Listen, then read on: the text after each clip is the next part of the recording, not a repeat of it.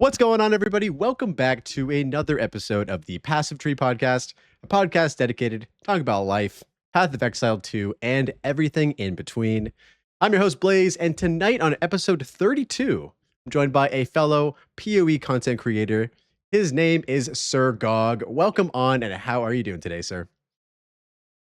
I am waking up because we had a little bit of a mistake getting this set up, and for some reason I had in my mind it was at 10 a.m. my time.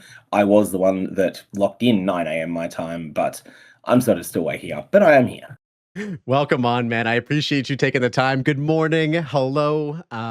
Speaking of like not keeping track of time, I don't know if this happens to you, but every time like Christmas or the holidays, that particular season that we've just kind of gone through happens, I basically forget what day it is. Like even today, I was like, oh, is today Tuesday? Like I need to make sure that I know what day it is so that I can follow my podcast schedule. Does that ever happen to you as well? Absolutely, absolutely. And it happens really in the quiet Path of Exile period sometimes as well. I'll be like, my TTRPG session's tomorrow because that's Tuesday morning my time, or something along those lines. There'll be some sort of weekly occurrence that I'll almost forget about. Yeah. Speaking of New Year's and the holidays, just want to kind of generally ask you, speaking, how was it for you? Did you get up to anything special? And do you have any like special plans for this new year of 2026 that we find ourselves in? So I'll probably do something. I'll probably actually get away, not in the period that was busy Path of Exile 2 period, but probably some point during January. And I haven't worked out exactly what yet, but it'll be some sort of quick getaway to some hiking or camping place around in the reasonable close vicinity of where I am. That'd be my thoughts there. And yeah, otherwise, not all that much exciting. There's all of the, catching up with extended family people that you drift apart from over the years. So that happened, but that's basically it. Right on. Yeah, I technically like unplugged, and by unplug it was like I played Path of Exile 2, but I didn't stream it, and so I just made like a bunch of new characters and played off stream, which was fun. But yeah, it was very very relaxing for me as well. Speaking I about think Path the of, other thing is that, oh like, having worked in retail when I was a uni student, which is a long time ago now, yeah, I still hate Christmas. Like, yeah. you can't work in retail and not hate Christmas. Oh my God, dude. I can't imagine. I've never done the retail thing. I spent a lot of time when I was in uni working in like the hospitality industry. So, restaurants, I worked in like kitchens, I was a server and stuff like that. And as soon as like December 1st rolls around, it was like the playlist was just on, and it was on every day, all day. And it was enough to drive you insane, man. It was crazy. Yep, I haven't worked in retail since Christmas 2004, at least over Christmas retail. That's the last one I worked in was the end of 2004, and I still hate everything to do with Christmas music. I'm the sort of person that plays Whamageddon not because winning Whamageddon is fun, but because I hate Christmas music so much that I'm just happy to not hear it. I'm on that train as well. I like it for like Christmas Day. Like if my mom will put on, when we're spending family time together, she'll put on like the Christmas Day classic Christmas playlist, and like that's the time for me when that music is appropriate. But I don't want to name any names, but there were some folks who got pretty into Christmas on Twitch, and had like snow falling and music on for like a week leading up to it. And I was like, I'm sorry, I just can't watch your stream this week. I just can't do it. Oh man. Yeah, so just wanted to ask you, sort of generally speaking, how has your experience been with the zero point 0.4, the Druid, the Temple, and all the things that we've got so far? So the temple's been, shall we say, an interesting one. And I think it's one of those things that most people, their first genuinely broken league economy that they're part of the actual breaking of, they tend to enjoy. So for a lot of people who play Path of Exile 1 and 2 these days, that was Affliction. For me, it was Darkshrine League, which is years and years ago. I think it was the very tail end of 1.x, so just before 2.0 came along, although I haven't fact-checked that. And that was the one time that I've had fun with this sort of thing. Now it was just, for me, it was Groan Another Affliction. For a lot of people, it was Groan Another Necropolis, because they had a lot of fun with Affliction, but they didn't like Necropolis, even though it was the same thing. For people who are PoE 2 only players, it's kind of a bit different. For them, it's the first really broken economy they've been able to participate in because the breaking of 010 was just flagrant cheating, like the temporalis duping. So that I think has overshadowed a lot. The temple mechanic was kind of, I feel like it's one of those mechanics that is fun when it's not optimized, but it also feels really bad when it's not optimized from a rewards perspective. But the optimization loop is just not fun at all. So yeah, I think it's just I'm glad they tried this sort of wild thing during early access, but I don't think it's got much of a future personally. Mm. Yeah, it seems like they obviously scrambled quite a bit during their holiday season, coming back to the office after break and seeing the many YouTube videos, the outcry on the forums. Reddit was sort of on fire as well. And so they kind of went back and forth, right? And, with 0.4 specifically, there's been a lot of hot fixes despite it actually happening during the holiday season as well. Do you think that the current state of the temple will basically stay as it is now until 0.5 and then basically be like completely reworked or kind of tuned? What are your thoughts about it? So, let's start with the 0.5 side of things first. I think now there is an association between the incursion temple and broken economies in game, and just wild inflation. That these two things don't have to go together. But I think that most people, like, I don't know if you've seen Chris Wilson's video on why it's important for people to have confidence in the online economy of an ARPG. The It timing wasn't on that exactly video was crazy. yeah, and like there's all sorts of theories. I feel like it was probably the timing of that video was a good-natured jibe. Some people think it might be because he had a bitter exit.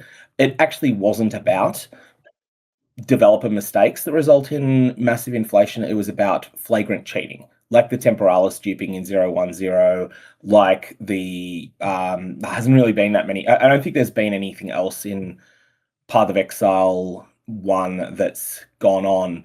But some of the things like what do you call it? The item duplication that was everywhere in Path of Exile. Oh, sorry, in Diablo 2. Yep.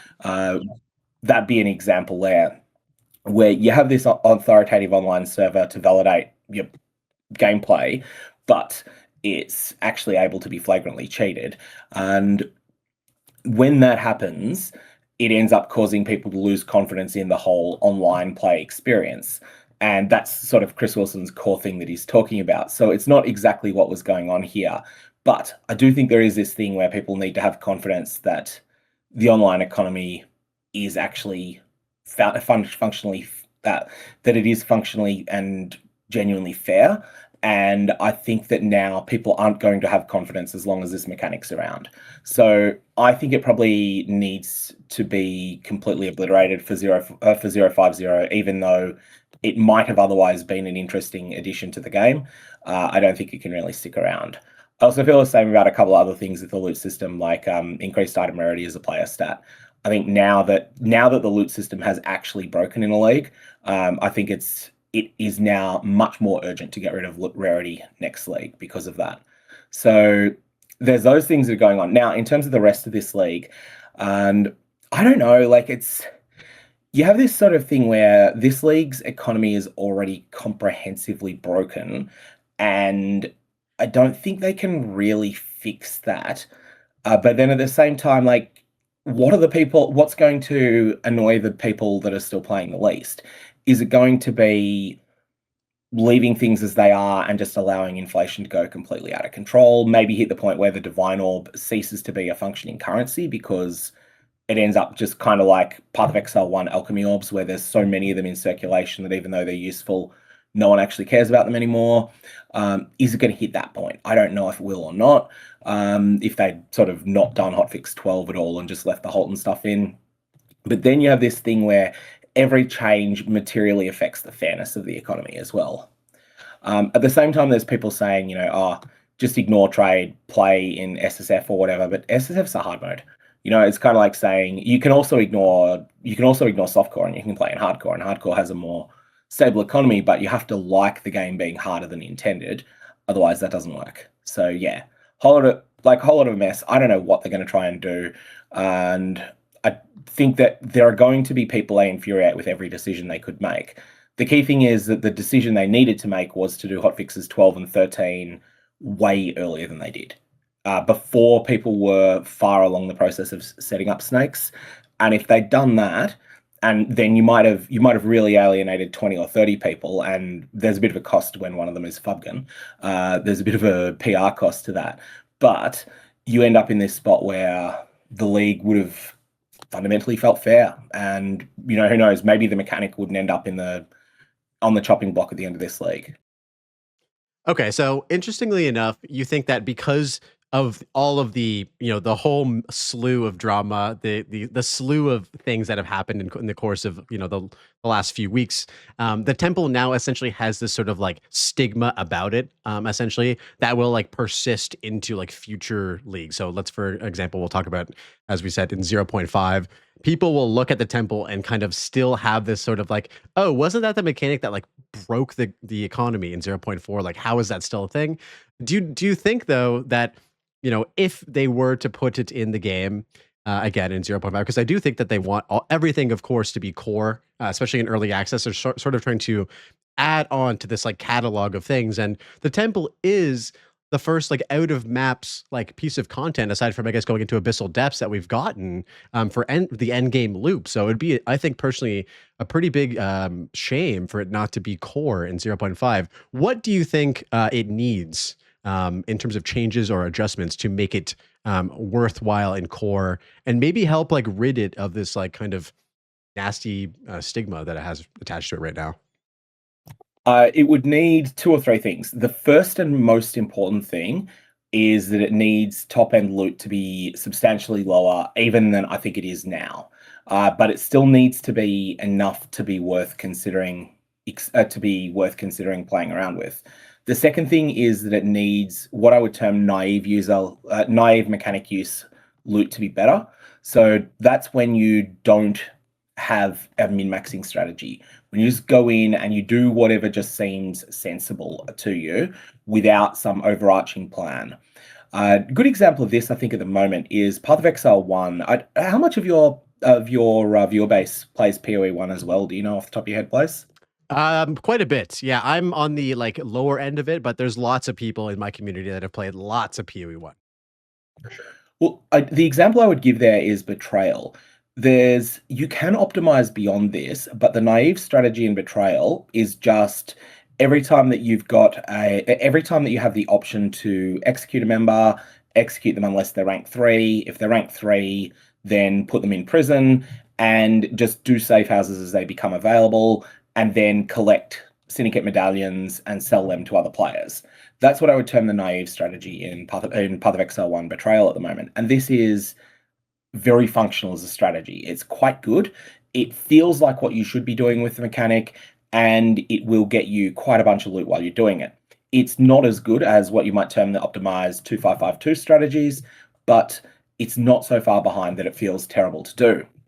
So I feel like if they can get it to the point that that just engaging without a plan with the gameplay loop doesn't feel like a waste of time, and also get it to the point that the mechanics are the best source in the game of some loot, but they're not the best source in the game of core gameplay, of just core drop pool items. Because when you start making core drop pool items more common in the temple and anywhere else, that means that only the temple becomes worthwhile to run for those items. So those would be the two things you'd have to try and do. But that's a very difficult balancing thing, and that's going to take multiple balance and nerf passes. And the one thing grinding gear games have not been willing to do is enough balanced nerf passes in order to get things into the right spot. So we see, they'll put out a build that's like, there'll be a build that's dominating one league, and then the next league it will either get massively crushing nerfed, or it will get under nerfed and it will end up being dominant there as well.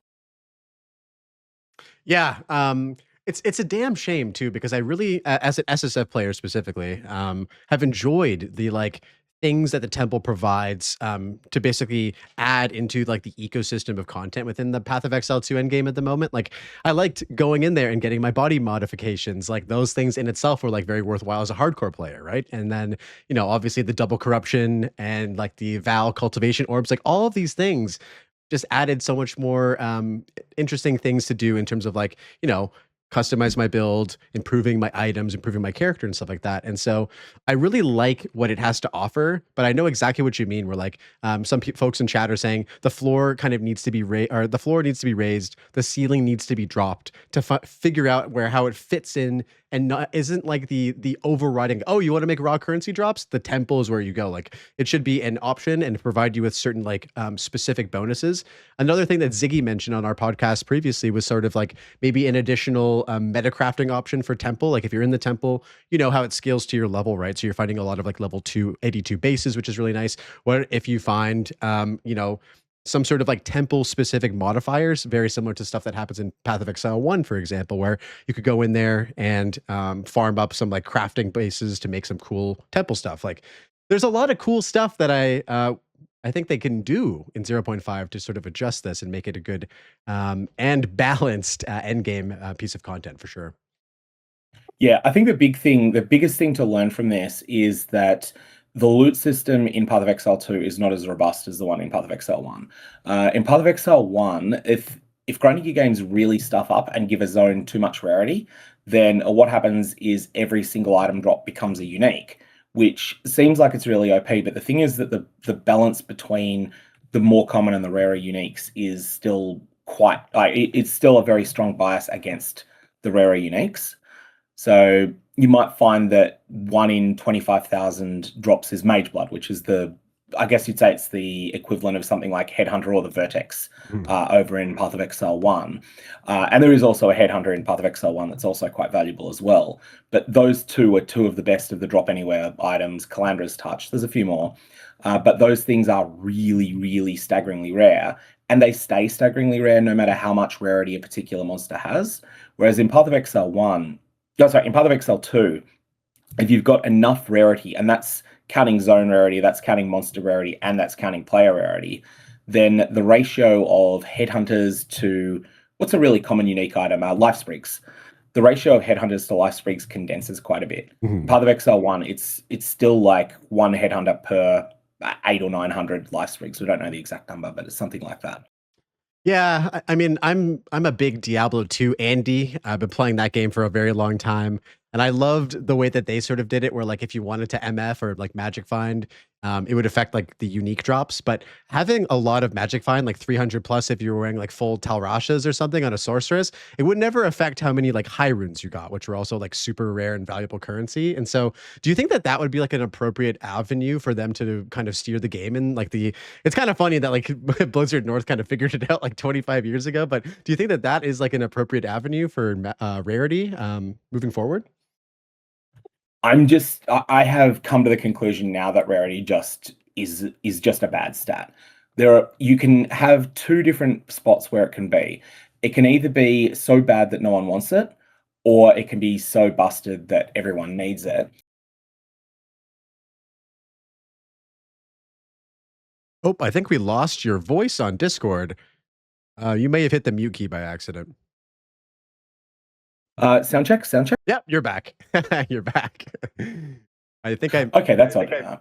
Oh, you're good. That's really strange. I use push to talk while I'm on Discord calls, and I think I hit another button at the same time as the push to talk button then. You're all good. So that may have been the cause there. Anyway, thank you for calling that out quickly. So yeah, I just generally think that Magic Find as a stat on gear has worked badly, and you sort of see this in Path of Exile 1 at the moment, where it's not as dominant when it comes, like it has no effect on the ratios of currency that you get. So in Path of Exile 1, you always get 48 Chaos Orbs per Divine Orb that drops. It doesn't matter how much rarity you've got, and it doesn't matter how juiced the zone that you're in is.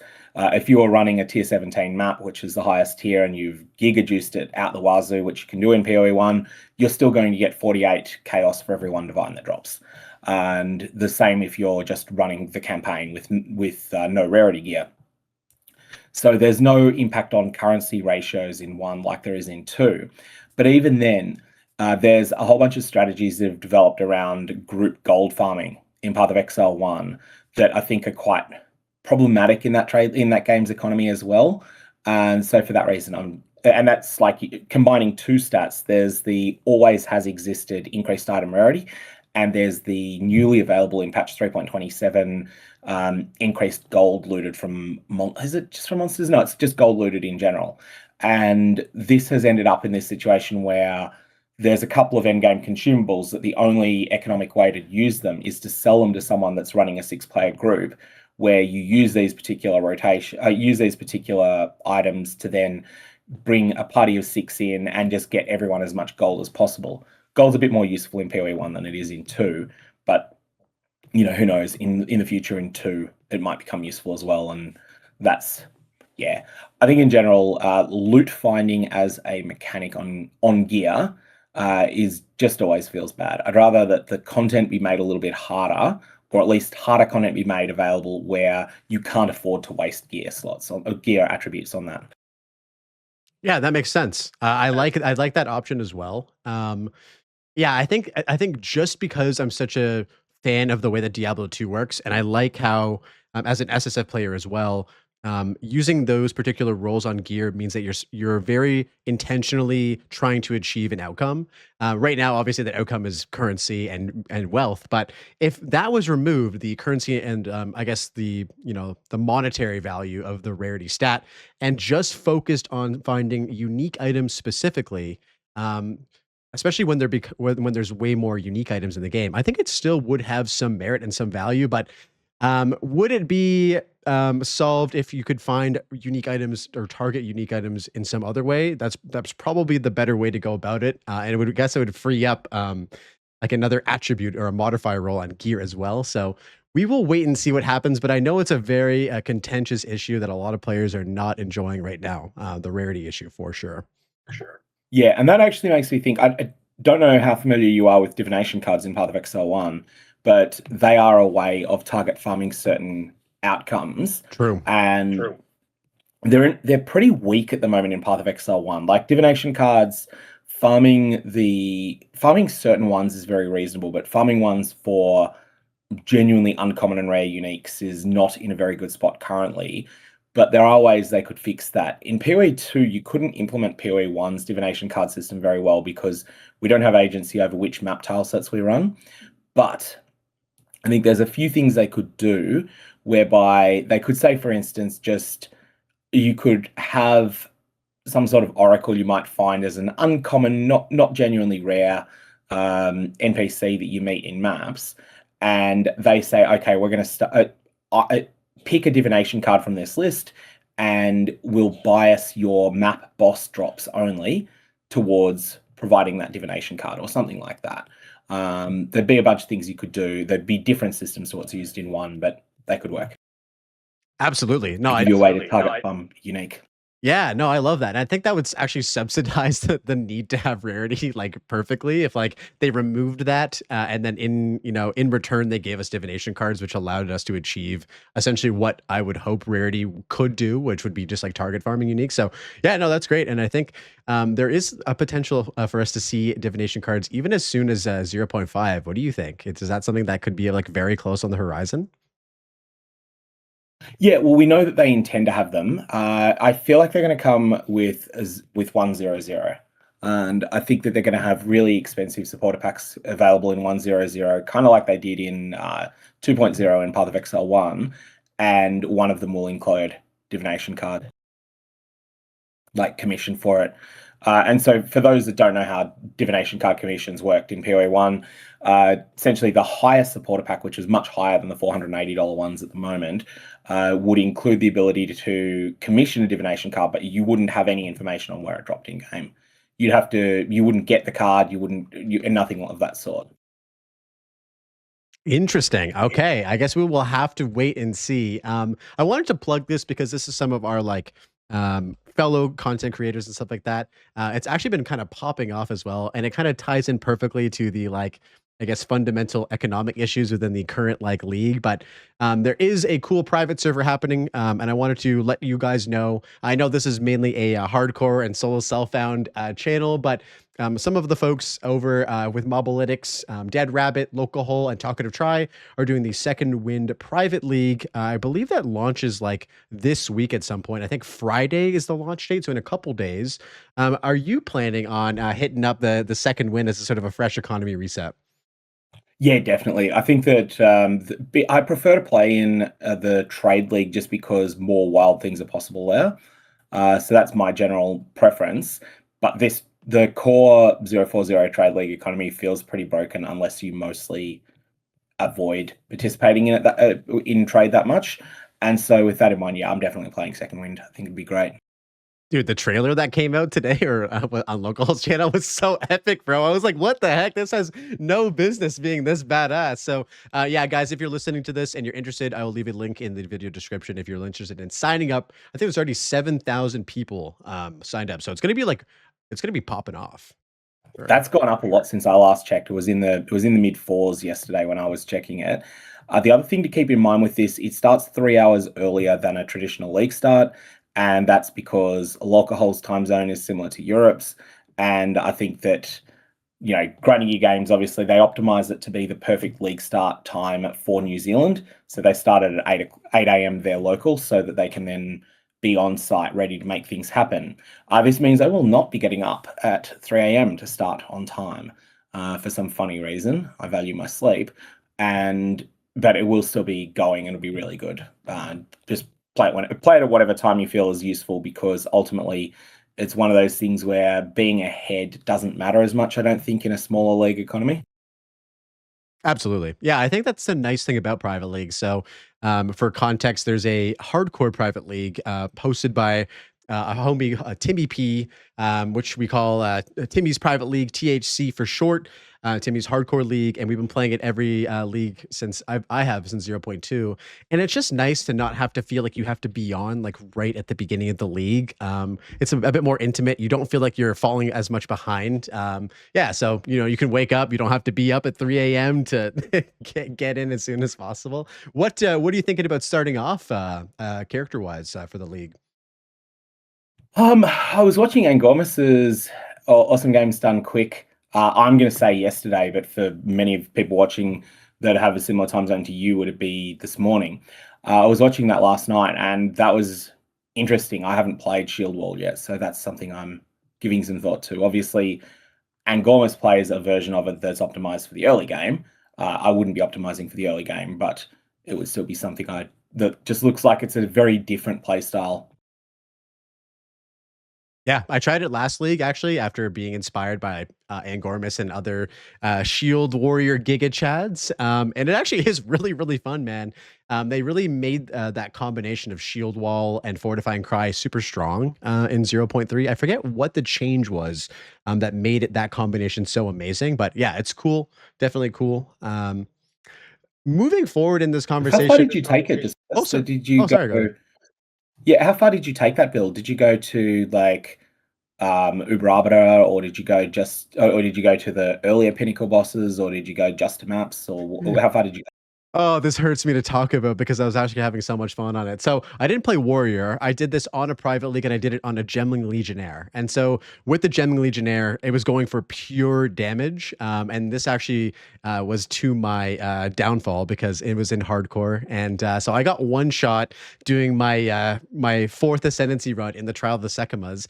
I don't know if you know this, but so the second boss, the set of the two sentinels that you kill, if you kill the cold one first, he spawns these like little targets on the ground. Do you remember seeing those at all? And if you stand on these targets, these little like icicle projectiles will come and hit you. And they don't look like they do a lot of damage, SirGog, but they one shot me for like 8K like cold damage in one hit. It was crazy.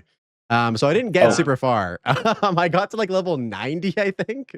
But yeah, so I was sad. I had like constricting command too. It was like rough, bro.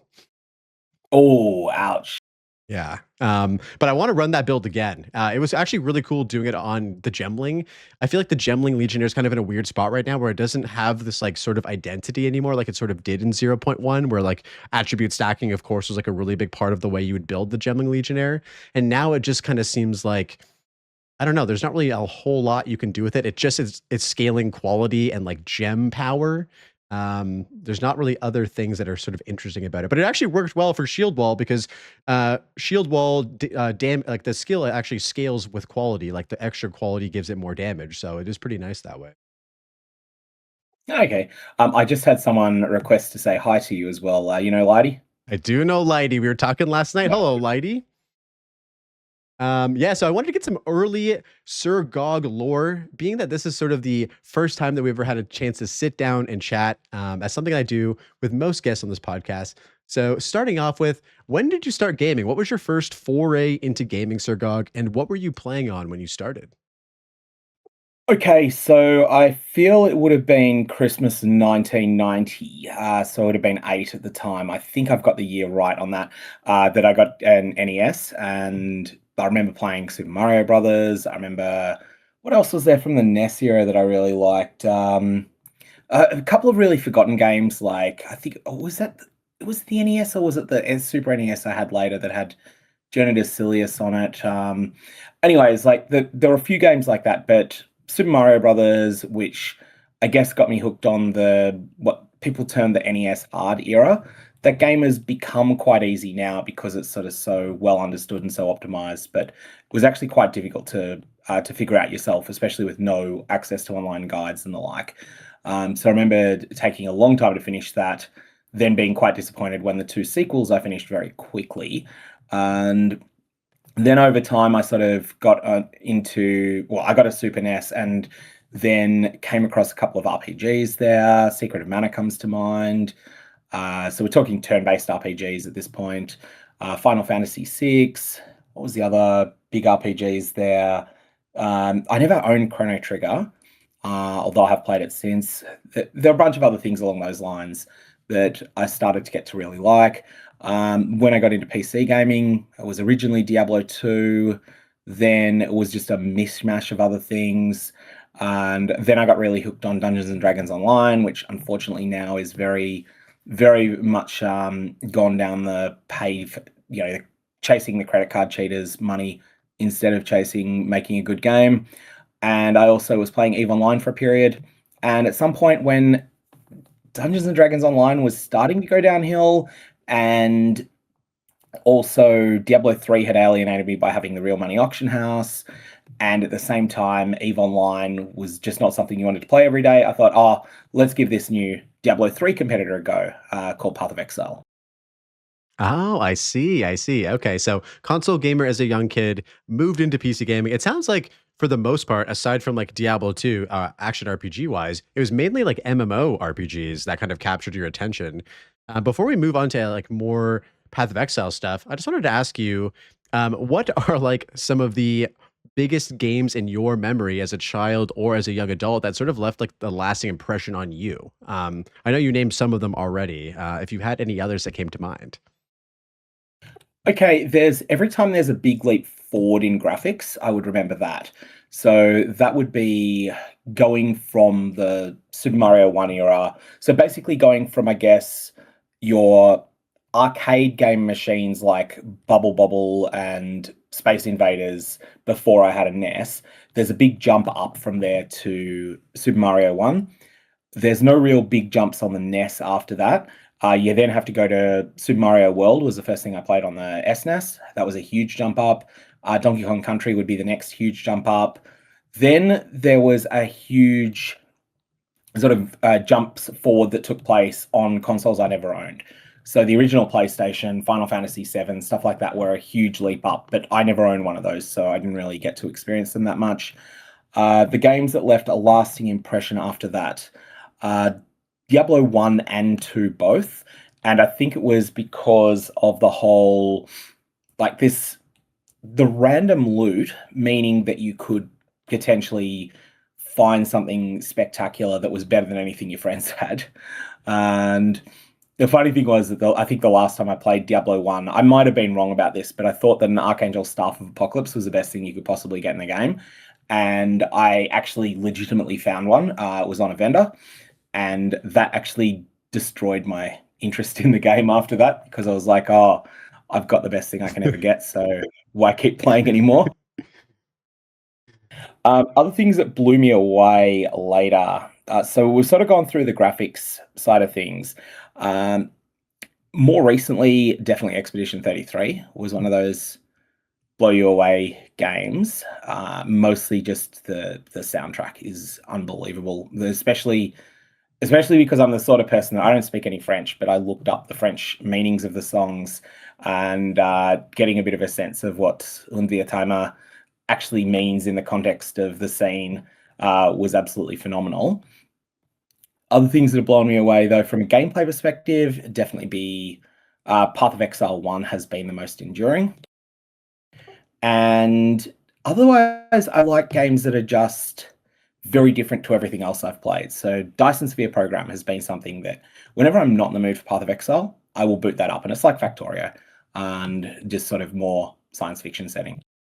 Oh my god, I love Factorio so much. That has been like one of my addiction games from like last year. I got into it, and that is a special game. I think a part of the why I love that game so much is because of the graphics as well, like the sprite work that reminds me of like Diablo 2, like almost like, one for one translation.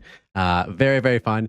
Interesting note about the graphical improvements. Actually, hearing you talk about sort of like going through the jumps between like the Super Nintendo or the Nintendo Entertainment System to the SNES to the N64, it felt like every 4 years there was like a significant graphical improvement, like going from 8-bit to 16-bit to 64-bit, like three-dimensional stuff, and then going to like the PlayStation and then the Xbox era. Like it's kind of wild to think about it now. Like it was all within the span of like 20 years or something like that. We went from like arcade machines to like really, really, really good graphics. And now, as you mentioned with like Expedition 33, like there's no limit now basically to the creativity that people can pull off. And sadly, I haven't played the game yet. It's one of those games for me that has been on my radar, and I've watched like playthroughs of it on YouTube, but I'm a bad single player gamer, SirGog. I like love, even though I play solo self-out in Path of Exile, I still like to have the online component of it. But I definitely need to play that, and I will play it eventually for sure. Can I suggest something with Expedition 33? I would not normally suggest this for games, but because I feel like Expedition 33 is a piece of fiction first with a game stapled onto it. Whereas most games, it's the game mechanics first and then there's fiction stapled on. So, if you take Path of Exile 1, the Godslayer's rampage through the Pantheon is just stapled on because the game would be exciting without it. E33 is the opposite. And I would say it's probably the best piece of fiction in 2025, not just in the video game genre. But because of that appeal, it's one where the casual difficulty setting actually works really well. You can play through the whole thing on casual difficulty, and it's really chill. Something for when you just want to kick back, relax, and just essentially watch a movie, except it's a little bit more interactive. And you'll probably get lost a couple of times in the like there's a couple of areas you'll get lost in that are annoying. Yeah, I think that like as in terms of innovation as well, I've never been like a super big JRPG fan. Never actually played like any of the Final Fantasy games. I know, I'm a bad gamer right now. I'm showing my true bad gamer colors. Don't judge me, guys. But I feel like they've sort of like innovated with like the more interactive approach with like the parry mechanics and sort of like those things keeping you sort of like engaged in otherwise why people don't like turn-based combat is because it feels very much like you're doing your turn and then you're waiting and then you're doing your turn and you're waiting. So I think even that part like really interests me as well, on top of it being like an incredible story with incredible artwork. So okay, guys, we're gonna play this game. We're gonna play this game. After I hit The funny thing 100, it's about gonna be a that thing. I don't think that this is a new system that they came up with for E33. They just did it really well. Okay. Okay. Yeah, I gotta do it. So I have a few more lore questions for you. There's a few other ones that I'm actually quite curious about. So your introductory phrase, grab yourself a drink intro, is known far and wide throughout the Path of Exile community. I wanted to ask if was this a intro that you kind of just did one day and it just stuck, or is it something that sort of grew and developed over time? So it's something that came about because when I first decided to put up a video about Path of Exile, my first attempt, I was like, gee, my natural intro sounds very much like Mathel. And Mathel at this point was one of the biggest 2 or 3 content creators in the Path of Exile space. So I was like, okay, I need something a bit different. And then I thought, okay, I'm more conversational. than most. A lot of people are more concise. I went more conversational, but also with an analytical approach. So what's something that conveys that? Now, the original version of the intro was, oh, howdy all, grab yourself a beer. It is time for some Path of Exile discussion. But the reason that I shifted away from that was that it sort of came to my attention that in some areas, like I could mark my videos as 18 plus, but I can't mark them 21 plus. And the States has all of these really strict laws around alcohol and 18, 19, 20-year-olds. So at that point, I was like, okay, you know what? I should probably shift this over. Got it. Okay, so the original statement was grab a beer. I did learn about this as I went through your channel and watched some of your content, like your earlier content today, and I noticed a shift from grab yourself a beer to grab yourself a drink, and I was like, oh, interesting. Makes sense though with like the sort of the labeling of the content. Another thing that has existed for quite a while, and I know you have a video about this, but for the folks who don't know the story, we need to learn about the toucan. I want to hear about the story about the toucan. Where does he come from, and what is it all about? Okay, one sec. Let me just change my background so that I'm no longer on blur. You might see the toucan there. I don't Okay. know if your viewers can see that. Can you? Oh, hang on. I haven't actually committed to it. There you go. The toucan in the background there. Yeah. So the origins of the toucan meme. Um, there was this period where cheat site RMT spam was much worse in Path of Exile 1 than it is now. It's still bad now, but it was really bad back then, and it would mostly take place in global chat. Also, I feel like more people were in global chats, like a larger percentage of the population of the game will just be in the default global chat, whereas these days there's a bit more fragmentation. Like I run 16807, a bunch of other people run their own ones and so on. Anyway, what this meant was that, especially in Global 1, you'd get RMT spam maybe every minute, maybe a bit more often. And people would develop this counter spam that they would do, where they'd do something in order to make the RMT ad scroll off the screen quicker. Now, people tried a bunch of things. One of the common ones was just typing dot, dot, dot, dot, dot, dot, dot, dot, dot, and filling up the screen really fast with that. But someone had the bright idea of putting an ASCII art of a toucan in there. There was no particular rhyme or reason for it. It was just an ASCII toucan. And it took off a little bit, partly because GGG started muting people for spam for doing it, for doing this counter RMT spam. And that just meant a bunch of people would do it just to become martyrs. And you'd have people who'd be collecting longer and longer and longer mutes, just continually posting the toucan, and it just became this ongoing meme. Anyways, quite some time later, Grinding Games made a number of changes to the chat system, and the main one was removing the ability to use ASCII chat in global, ASCII chat symbols in global, and so that mostly killed off the RMT cheat site spam, and they started, trying to promote through other methods, but the toucan legacy lives on to some extent. And Grinding Games have started taking it on a little bit. Like the Augury map has a toucan in it. The Alva's treasure chest bundle from the recent, not the supporter streamer, but the week 2 recent, promo on Twitch, they both came up as examples where you could get a toucan attached to a chest that was part of an MTX.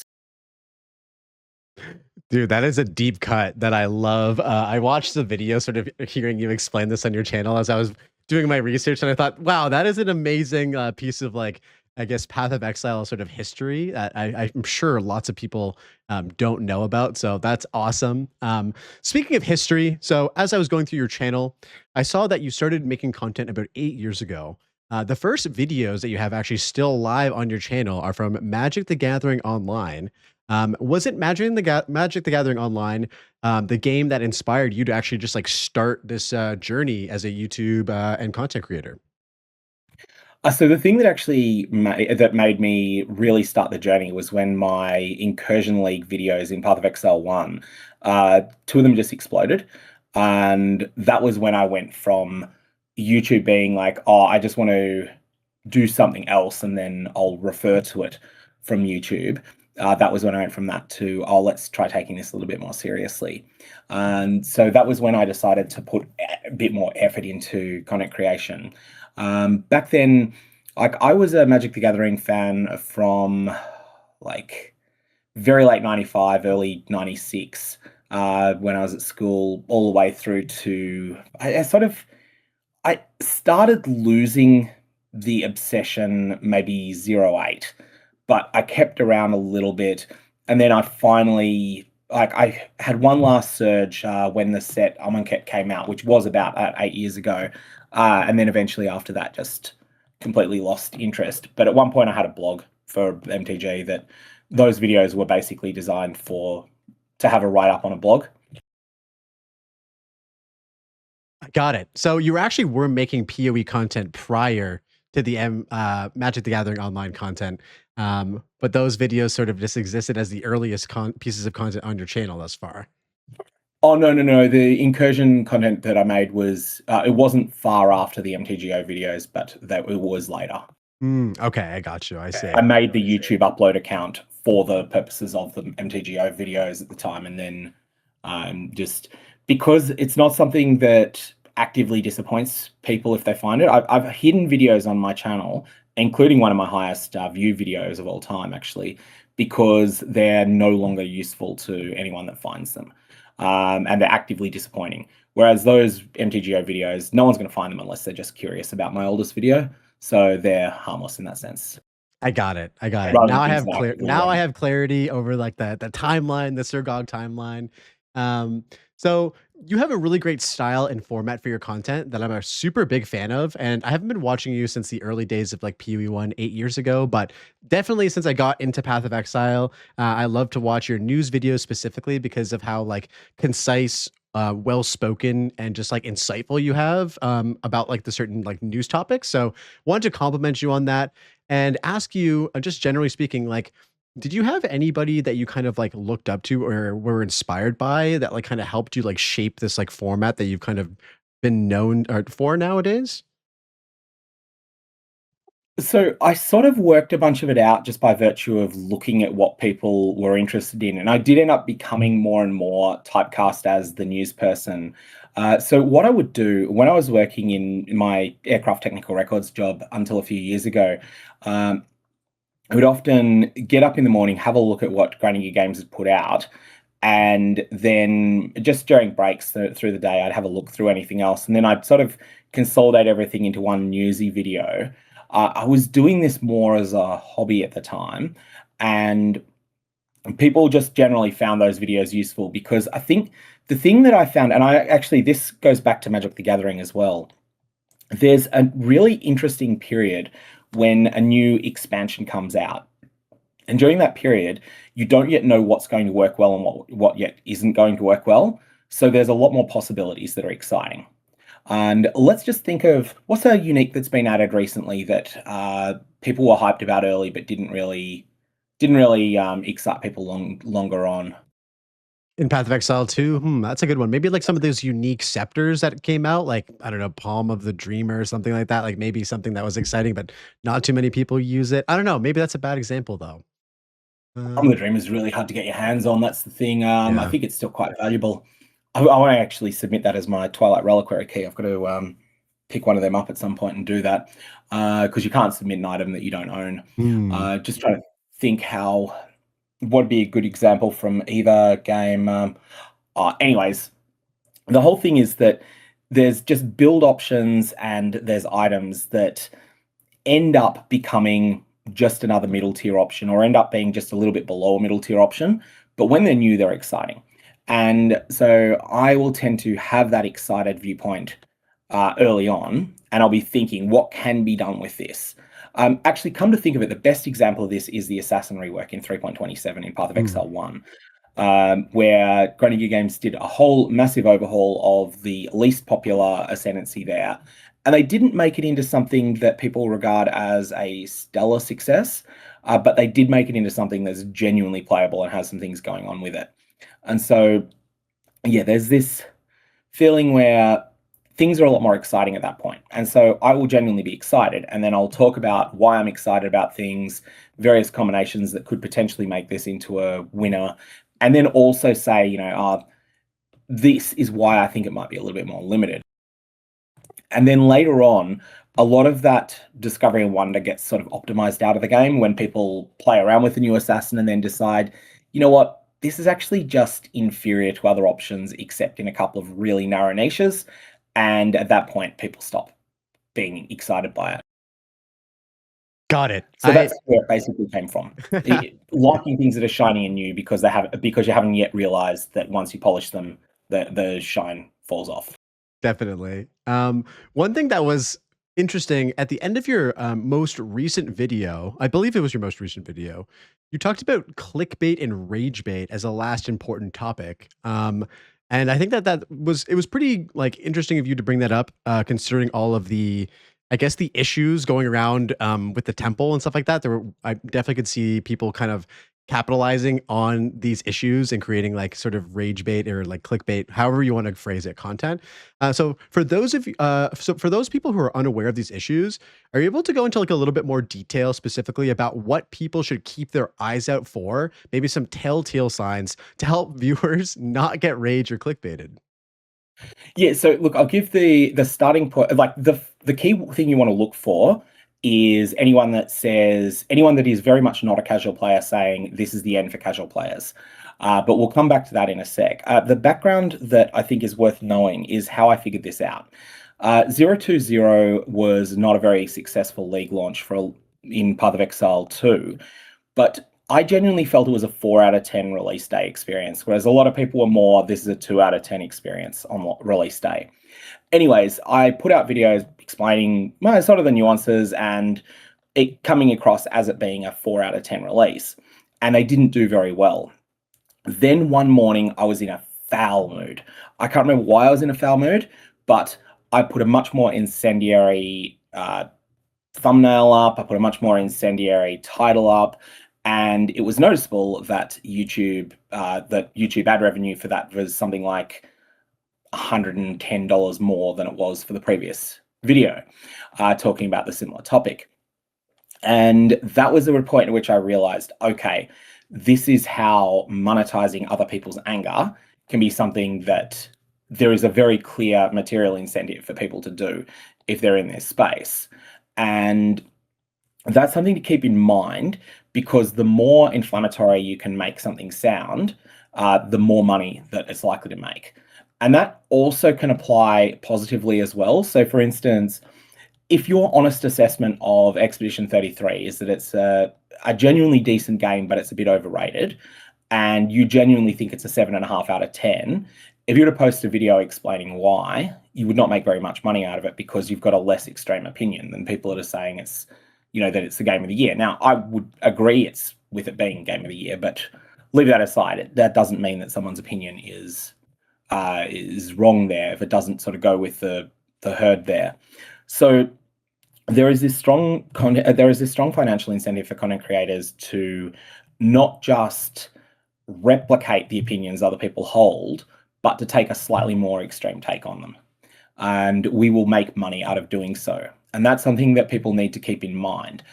The key thing to look for is fake interest in the experience of casual players. That is the key thing I think that will tell you. Like if someone says that the temple changes that were made, that this is the end of the league for 99% of the player base, that's just not true, because it's taking away aspirational content that a casual player was never going to get to anyway. So it's an exaggeration. It's what they genuinely think, except instead of being applied to maybe the top 20% of the player base, excluding the top 1 or 2%. It's sort of extending that out to the very bottom of the player base as well. That ends up just being an exaggeration and not true. So yeah, that's the sort of thing that I think people need to be aware of. And also look for things that are designed to make you angry and that are designed to make you not log into the game. Because that's something that, again, will make content creator more money if you watch a second video instead of logging into the game. Very interesting. Yeah, no, that whole point was very appreciated. I feel like you didn't have to look very hard to see sort of like dramatized, or I'm not sure if that's the appropriate word, but very dramatic takes about the issues at hand with the temple. There was a lot of concern about the casual player base. And yeah, so no, I thought it was super interesting to like hear you talk about that and sort of like raise awareness about the rage and clickbait stuff that happens whenever issues start to become really prevalent. So yeah, thank you for Yes. sort of sharing light on that. Yeah, because the people who lost out of hotfixes 12, 13, and 14, oh, sorry, 12 and 13, they were what you would term PoE's middle and upper middle class. They were not the people who were below that. Absolutely, no, I 100% agree. Just one more sort of like, um, actually, let's just move right into more Path of Exile stuff, as this sort of like is the perfect segue for that.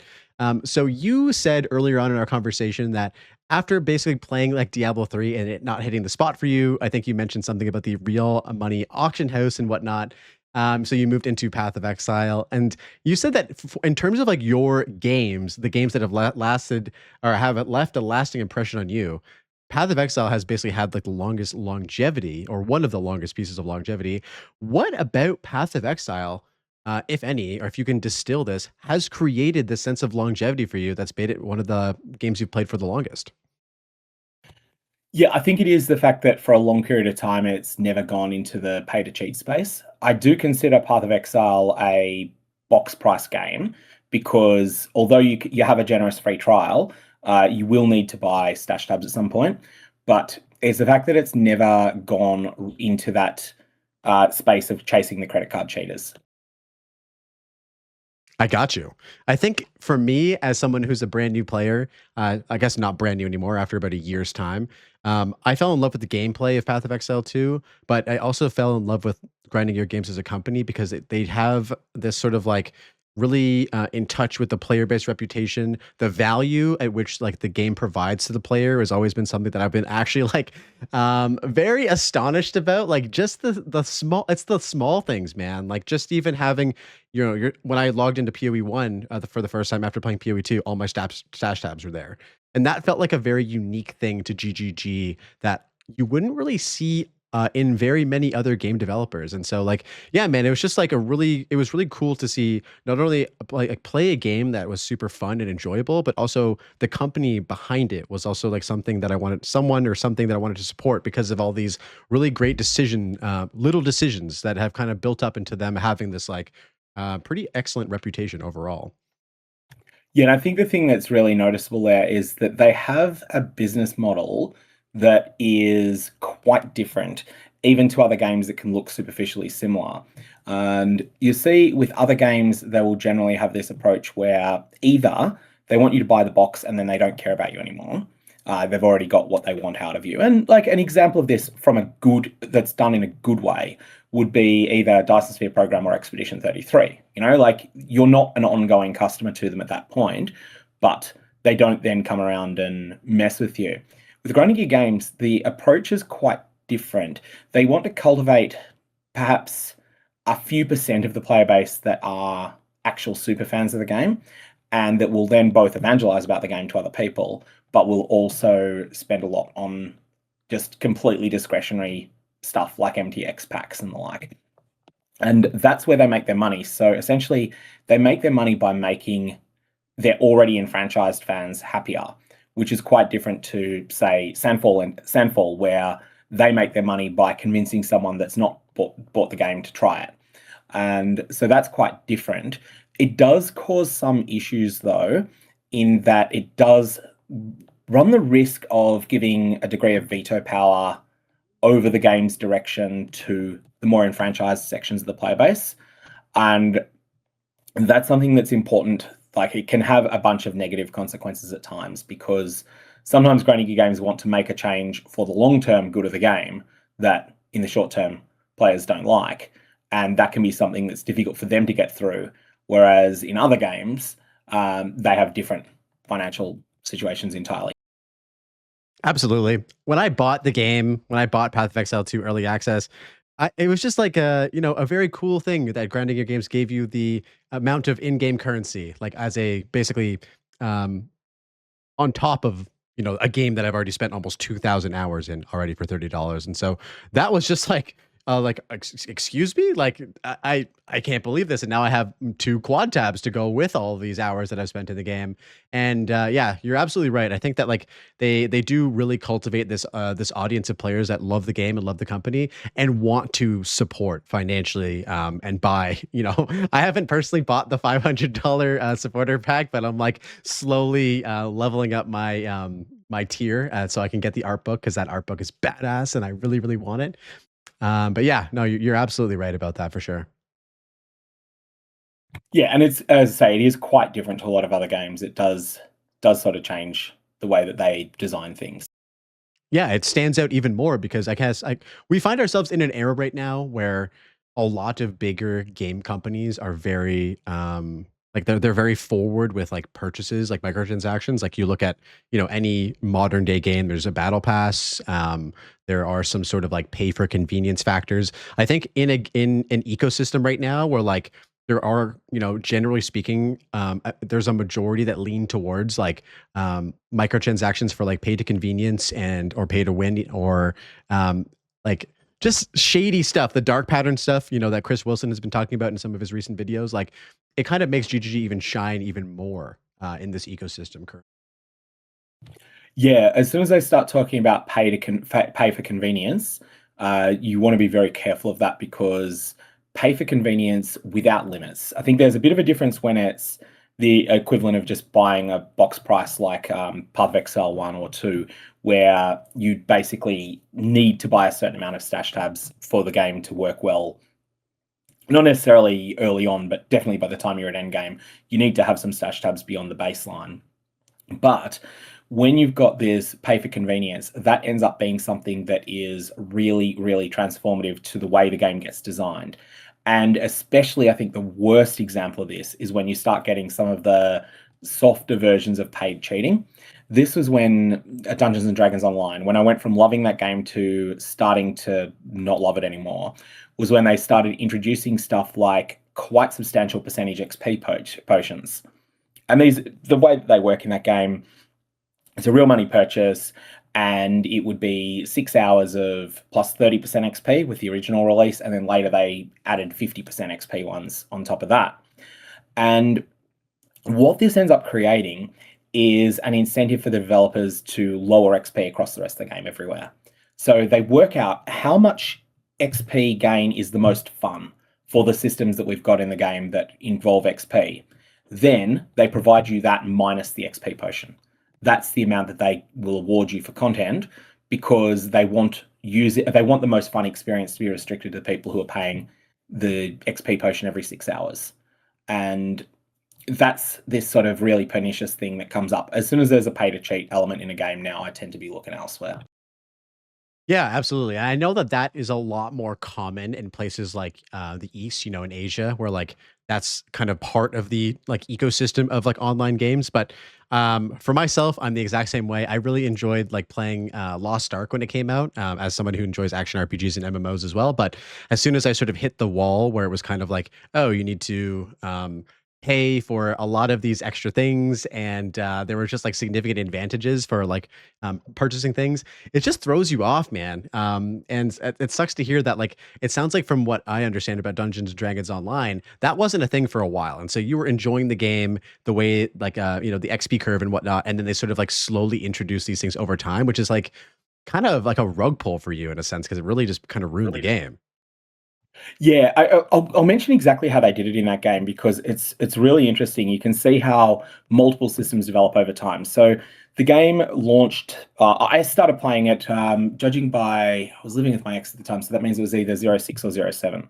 I started playing it. Let's say it's start of 07, and at that point, the game is very much a World of Warcraft style box price plus subscription, but usually the box price is waived. So normally it's just a subscription fee for the game, and there's semi-regular patches, and then there's a substantial player base. It's at least enough to keep going.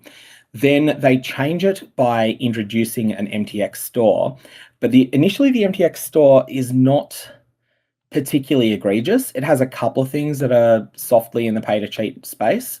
but they're consumables you can get in game. Just you can get more of them this way. I feel like the equivalent would be, I'm just trying to think in Path of Exile 2 terms. Probably not. Imagine Divine Orbs you could only apply to your own items. So you couldn't trade them to other players. It'd be sort of like that. And you'd be able to buy these from the store, but you could also get them in game, so it seems like it's all fine. And then over time, they start putting more and more precious consumables into the game store, and they start allowing you to trade more and more things. And you can like at some point, it just cracked. I think it was when they started putting the second top tier of raid tomes into the store that one I was like, nah, this is the end for me. Mm. And it's why, like, often people will say slippery slopes are a fallacy. No, slippery slopes are real. This was an example of it. Interesting. Yeah, that is very unfortunate, especially because it sounded like you were really passionate about this game for a really long time, and so like you're probably like, oh, what are these little things coming into the game? Oh no, there's more of them now and more of them now, and then it was like the straw that broke the camel's back, and then I was like, well, I can't play this, I can't support this game anymore. Like it sucks, and I can, I'm trying to empathize with this even more. Like I'm imagining if this happened to like Path of Exile or Path of Exile 2, it would be like heartbreaking. You know what I mean? Like, this love and this passion for this game that's so awesome was just like completely tossed out the window because of like these shady kind of dark pattern development decisions. Yeah. And like there's a couple of things that have been, that Greater Gear Games know there's a line and they haven't crossed it because I think they've worked out that their competitive strength in today's sort of world of games, their key selling point, their unique selling point is integrity. And that stands out. So going back to more Path of Exile 2 questions, in your like time that you've spent in the last, I guess 8 years or so, has there been like a favorite or notable point in Path of Exile, like one's development that really stand out to you, like a favorite league, for example, or a favorite update? I think most people are very partial to the first league that they go from being a bad player to being a reasonable player in. So that would be, even though I didn't think that much of the league mechanic, it would probably be Parandus in Path of Exile 1. And because I feel like that might have been 2.3 from memory or something like that. That was the first time that I went from being, the sort of player that was doubling around in white tier maps at most to downing Atzari to downing the fourth labyrinth. All the end game content that I hadn't been able to beat before. That's super cool. Alongside that, I know you're very like data driven and you appreciate interactions and mechanics. Was there anything that you sort of discovered in your years of Path of Exile in terms of like tech mechanics or interactions that have like really stood out to you as being like, oh, like this is like one of my favorite things that I've like discovered or seen? This is a What do you tough think one. on this one? It's, yeah, I feel like there's been a couple of projects I've sort of led to try and work things out. I reckon it might be cracking how Path of Exile 2 Val Orbs worked. That might have been one of the bigger ones. So there were a bunch of us that were sitting in a Discord trying to work out exactly what Val Orbs were capable of doing in Path of Exile 2. And the real point at which we solved it was when I noticed Calm's Heart. That every corrupted Calm's Heart, the amount of life that it gave was always a multiple of 10. And that was the point at which we worked out exactly what they did. That's amazing. I love that. That especially as someone who's based my whole identity off of a Valor, because I just think they're just such a fantastic item. It's such a fun item in the game. Yeah, that's super duper cool. So speaking about Path of Exile 2, just generally speaking, how did you sort of feel about Path of Exile 2 as it was becoming developed? Because as someone who's been playing Path of Exile 1 for a long time, there's sort of this opinion that I see floating around where it was like, up to a certain point, the development of Path of Exile 2 was just supposed to be like sort of like an expansion for PoE1 until it became too grandiose for its own good and became its own second game. So what were your thoughts sort of like leading up to the release of Path of Exile 2 as a Path of Exile 1 enjoyer?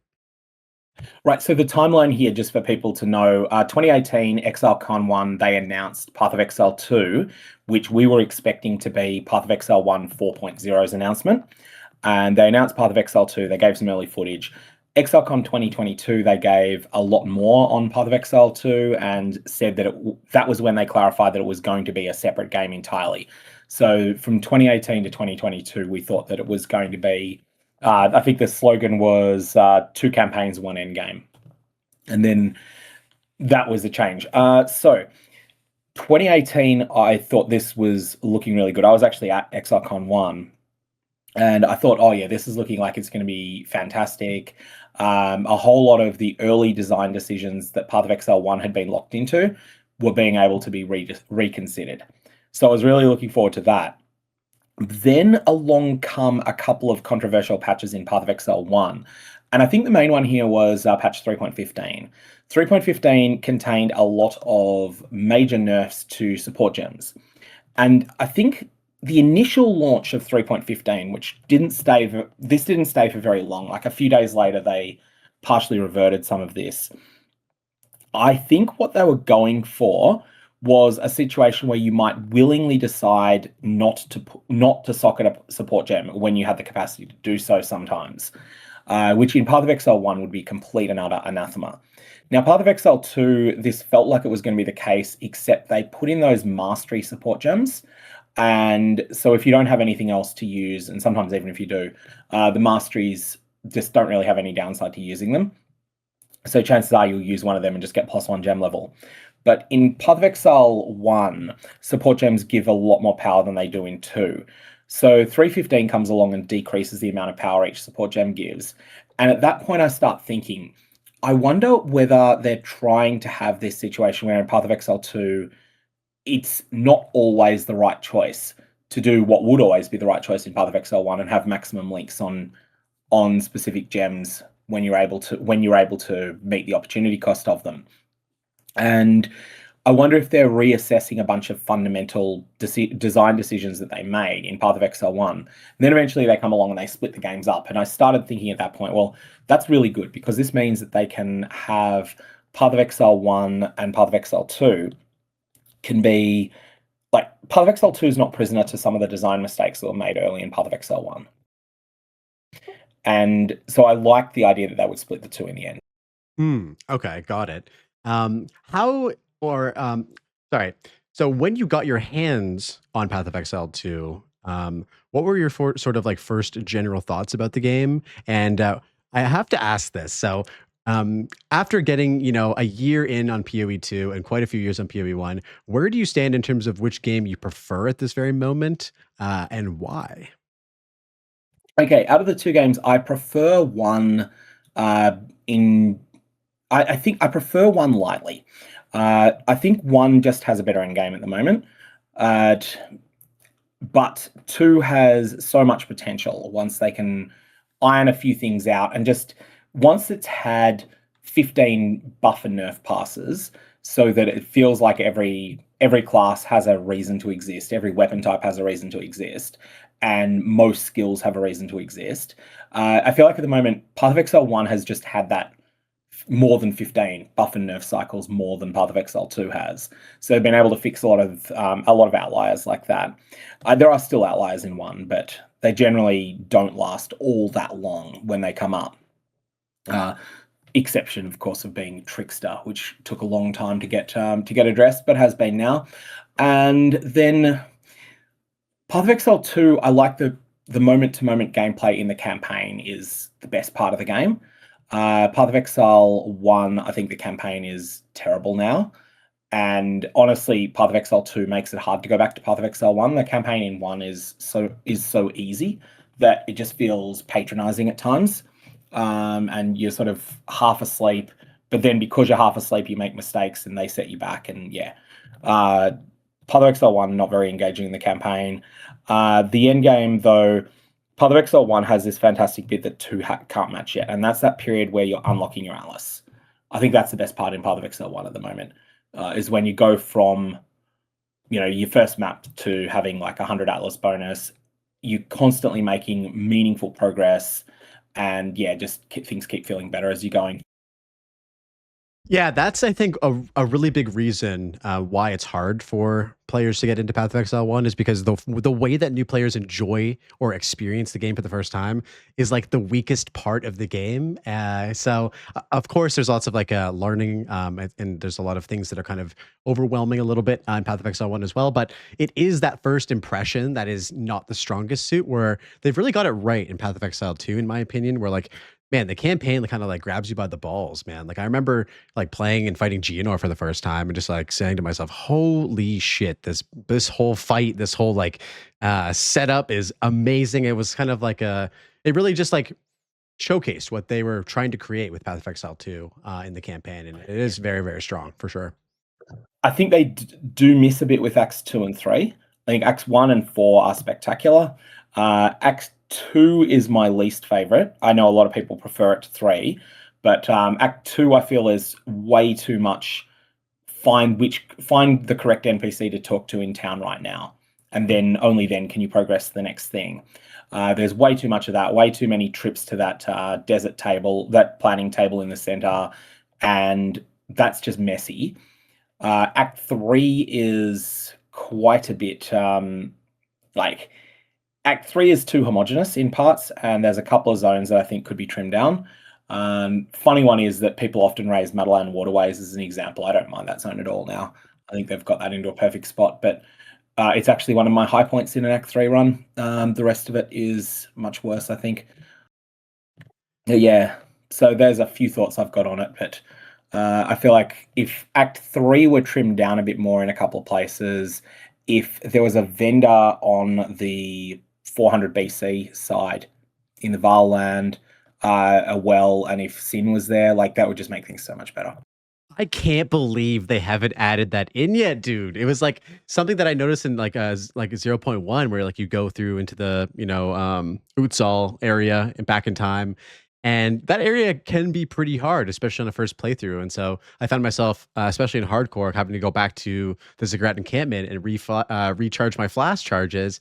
The well is a whole other topic of conversation. I mean, I know you have very strong opinions about the well. I'm on your side when it comes to that. It just feels unnecessary. And then to have you have to go back to the temple and then go through the portal just to click on the well, it's like, oh my God, you guys are killing me right now. Like, just give us Yeah, it. it just feels like the worst type of gotcha. It's like you go back to town, you forget to hit the well, you get back, and you're like, oh my God, I did that again.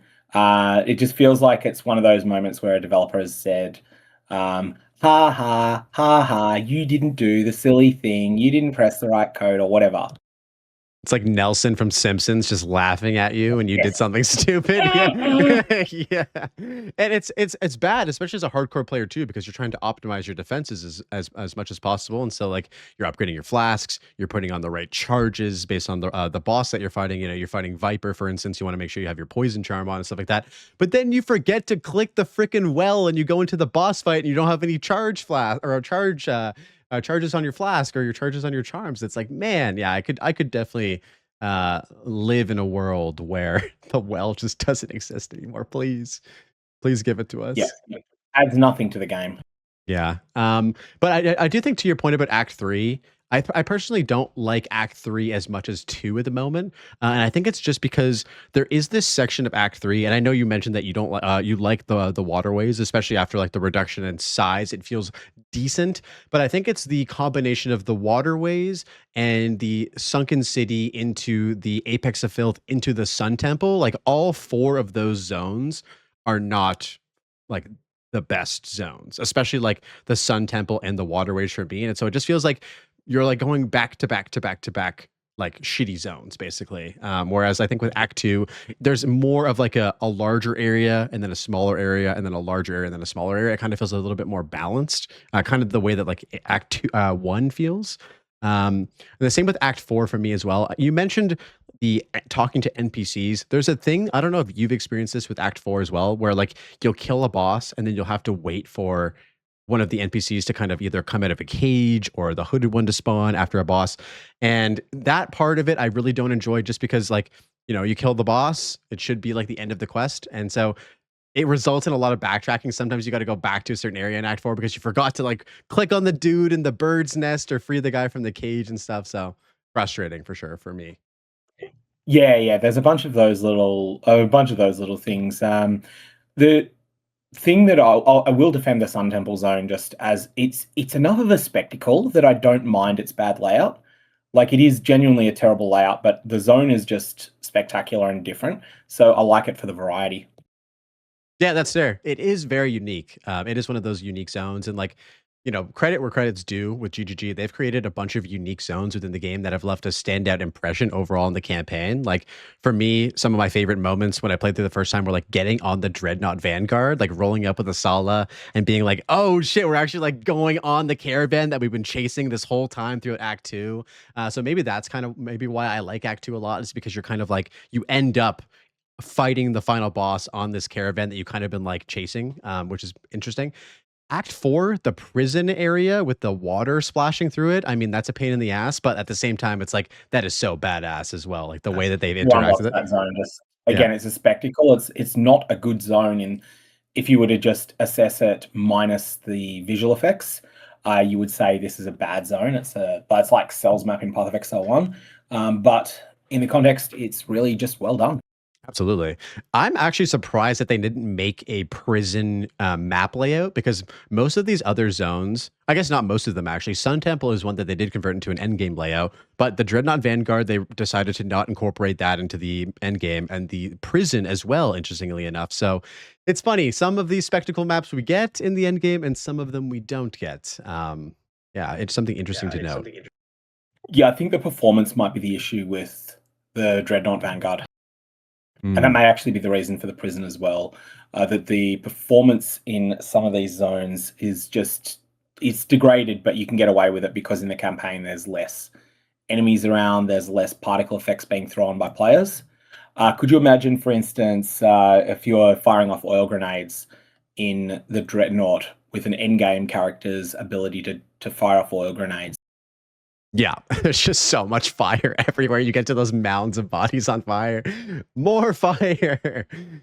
Speaking more about the end game, so we were obviously promised end game changes for 0.4 that were kind of pushed to 0.5. I wanted to get your perspective right now on how you feel about the current end game and its state right now in 0.4, and what are you potentially looking for in the end game rework for 0.5? Okay, so let's start with. I want to start by addressing the earlier incarnations of the end game because I was thinking about this recently and I thought, you know what I think they should have done with the day one launch of Path of Exile 2? I think they should have had a level cap of 90, a map cap of tier 10, and just seen how things went with that mindset in 010 and then use that to inform future decisions. And I think that might have ended up with them not like with a bunch of less mistakes having been made. All that said, I think that the current state of endgame, and really this is the 031 endgame, but I think they've got it in a serviceable but not spectacular state at the moment. And I think if they hadn't promised more in 040 and then ended up having to retract that because they couldn't deliver, I think that this might have been received a bit better than it was because the core of the end game at the moment, it's all right. I don't like the abrogating of what do you call it? Tablet rolling to rare. I think that's sort of a bit just it's the wrong because it's something you can bypass economically so easily. I don't think it's the right thing to have there. But otherwise, I think generally we're in a reasonable state now. It's not a Mm. great one. What do I want in 050? I want the thing I would do if I was making one change, I would allow players to select a favorite for each of the 5 different biomes, select a favorite map layout. And then I would add in something that you might call terramorphic expanse. And this is just a land area that matches your favorite for that zone. So if you've picked grasslands for a particular area, for a particular biome, then everything in that area becomes a grasslands. Every terramorphic expanse of that type becomes a grasslands. I think that would allow a whole bunch of additional targeting of particular tile sets, but not going to the extent you can do in Path of Exile 1. So you still have some variety in optimized endgame play. I really like that idea. And it would be cool if they sort of complemented that with like more reasons to go into these like areas. Like I think they have these sort of interesting things happen where you're searching for specific parts of the atlas for specific reasons. Like for instance, right now I'm just purely going for XP. And so like the way that I'm going about that is hunting for corrupted zones because they have the chance to give the +1 monster level and the XP maps. And I like that. And I like that there's also reasons to do the cleansed areas if you want more, rarity and fracturing orbs and stuff like that. And so I think that, complementary to like the ability to favorite a particular biome alongside a reason to go to that biome would be spectacular. Having played not too much of the end game in Path of Exile 1, I actually just played 3.27, which is the first time I've ever like actually gotten far. I got to tier 15 maps, and I really, really enjoyed my time in the end game in Path of Exile 1. I thought it was fantastic. Specifically, the way that you progress through the Atlas in terms of like the unlocking of points, it made me think, wow, like this is so much better than the way that like the corrupted Nexus system works. Do you think that like right now the corrupted Nexus system is the way they should go about it, or would you be more of a fan of a new system, maybe exploring the Atlas and doing it via map completion or boss kills? What are your thoughts on that? So I think they've got it in a serviceable but not great situation. But the biggest problem we've got at the moment in PoE 2 is that just the Atlas tree is not very exciting and not very big. There's a number of mathematically correct nodes to take on it. Then there's just not very many interesting points that feel discretionary. Whereas Path of Exile 1, there are some points that are mathematically correct to take, but then after that, there's just a lot of flexibility to go, okay, I can pick a mechanic and I can really spec heavily into that mechanic. And then I can do a bunch of other things on the side as well. So Path of Exile 2, just doesn't have enough points yet on the Atlas. It doesn't have a large enough Atlas yet for that to be the thing. As for the corrupted nexuses being the unlock, I feel they're maybe a little bit too coarse. So in Path of Exile 1, it's very granular. It's like you get 1 point something like 125 different times. In Path of Exile 2, you get 5 points on 8 occasions. And so there's only 8 events you're working towards. I don't think that's enough. Precisely, and it doesn't really complement like the exploratory aspect of the end, like the Infinite Atlas either. I really like the I really like the idea of potentially having them rework it, add more, and this could be totally something that is coming in 0.5, and we just don't know it yet. But having a bigger Atlas tree, endgame Atlas tree, and sort of allowing us to do it in a more, as you mentioned, granular progression approach. Because then we're actually like encouraged to like search out these different biomes and these different maps and kill these different bosses, even when sometimes it's unfavorable. Like I'm going to skip Sun Temple as much as humanly possible in the end game because I hate that map. But if I have to go there and kill the boss one time for the Atlas progression point, I'll go and do it. And it may help me enjoy the map a little bit more. You know what I mean? Yeah, I do think that the single biggest improvement that they made, though, to the Atlas in Path of Exile 2 so far was when they went to the very worst of the maps and they just put more density in them. Yes, I agree. It was kind of like they only have these specific layouts. How do we change them to be better? And it was just like more monsters, more and more rare packs, basically. Didn't change the fact that Augury still is not the greatest time to run around in. So I wanted No, to but Augury is now like Augury is not a map that I dread, whereas before that Augury was like, oh my god. true. Even with the toucan in the middle of it, I still can't bring myself to run this map. I actually have to look out for that now because I didn't realize that there was a toucan in the middle. So after I kill the Chimera, I'm gonna keep my eye out for you and see that. So it's the Augury map also has a flavor text that's like I think they look to the birds to see what even fools can see or something like that. Everything about it is like this is about some Val sect that are worshipping a toucan for divination purposes. That is amazing. I love how like in touch they are with this. This is fantastic. I feel like I've learned a piece of history through this conversation. So there's a opinion that I've seen floating around. I don't know if you would classify this as rage bait or clickbait, but I've definitely seen some videos about this as well, talking about the current cadence for GGG, the 2 month cadence between patches for Path of Exile 1 and Path of Exile 2. Want to get your perspective on if you think this is working well for them in this current cadence, or if you think this is a little bit too ambitious for them to pull off not only quality leagues for Path of Exile 1, but also continually develop Path of Exile 2. So firstly, I don't think this is rage bait, even though it's not an opinion I agree with. I think it's sincerely held by the people that are advocating it. But the reason I don't think this is the case is that Grinding Games have a financial inflow cadence as well. And essentially, each of the two games can support a certain number of developers that are working for the company. So there's this thing where Grinding Games having a bunch of people working on PoE 1 brings in money that then means that they can employ people to work on 1 and 2. PoE 2 development work that they do for that brings in money that they can then use to develop both games. I think that the key thing, and Jonathan's mentioned they've worked on this already, is that they wanted to get some better project managers in, and so they could have more of a clear understanding of what they can achieve and what they can't achieve. And I guess having worked in a sort of adjacent field to that of lease transitions for aircraft previously, you got a sense as to just how big a job it is. The sort of project management and reporting that was going on all the time there, where you might have, people probably don't know that much about aircraft, but the non-emergency maintenance is generally summarized in a document called the MPD by the manufacturers of the plane. And this might have 3,000 maintenance tasks.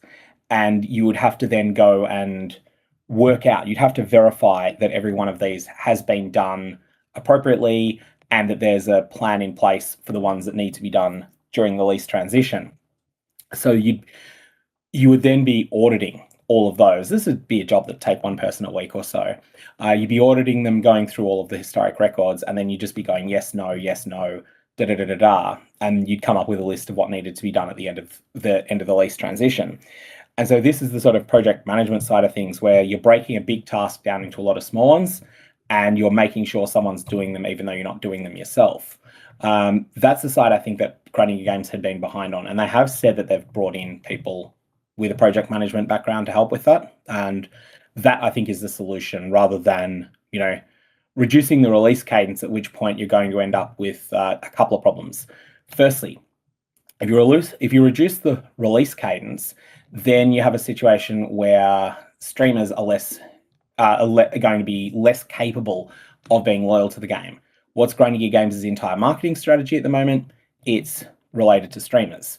So that would mean they would then need to lay off developers to pay for other sorts of marketing. They don't want to do that for some funny reason, and so that's not what they're doing. There's a whole lot of other things problems that would cause. So yeah, I don't think that changing the release cadence would work, but I also think that they need to potentially be willing to have less ambitious leagues sometimes in Path of Exile 1 in the short term. Less ambitious doesn't mean bad. Like, the original Breach was a popular league, and it was a not very ambitious league. Interesting. How has it been for you? Just like personally speaking, now having basically a Path of Exile variant to play every 2 months now. Like, how are you feeling about all that? So it's a godsend in a way, but it's also messy at the same time. So this would be the case for anyone that does streaming or content creation full time. You have this thing where you have 1 month that's good, 1 month that's terrible, and they alternate. And it's a lot better than when it was unreliable. I think a lot of streamers were sort of on the threshold of maybe quitting during the period where it was 3.25 PoE1 for ages, and there was just nothing else really happening. Then Path of Exile 2 comes along.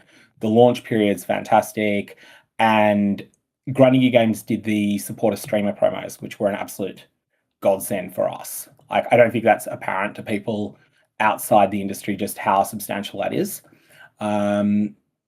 And so you have those sorts of things that are going on. Um, you sort of got to deal with it. It becomes the reliability is important.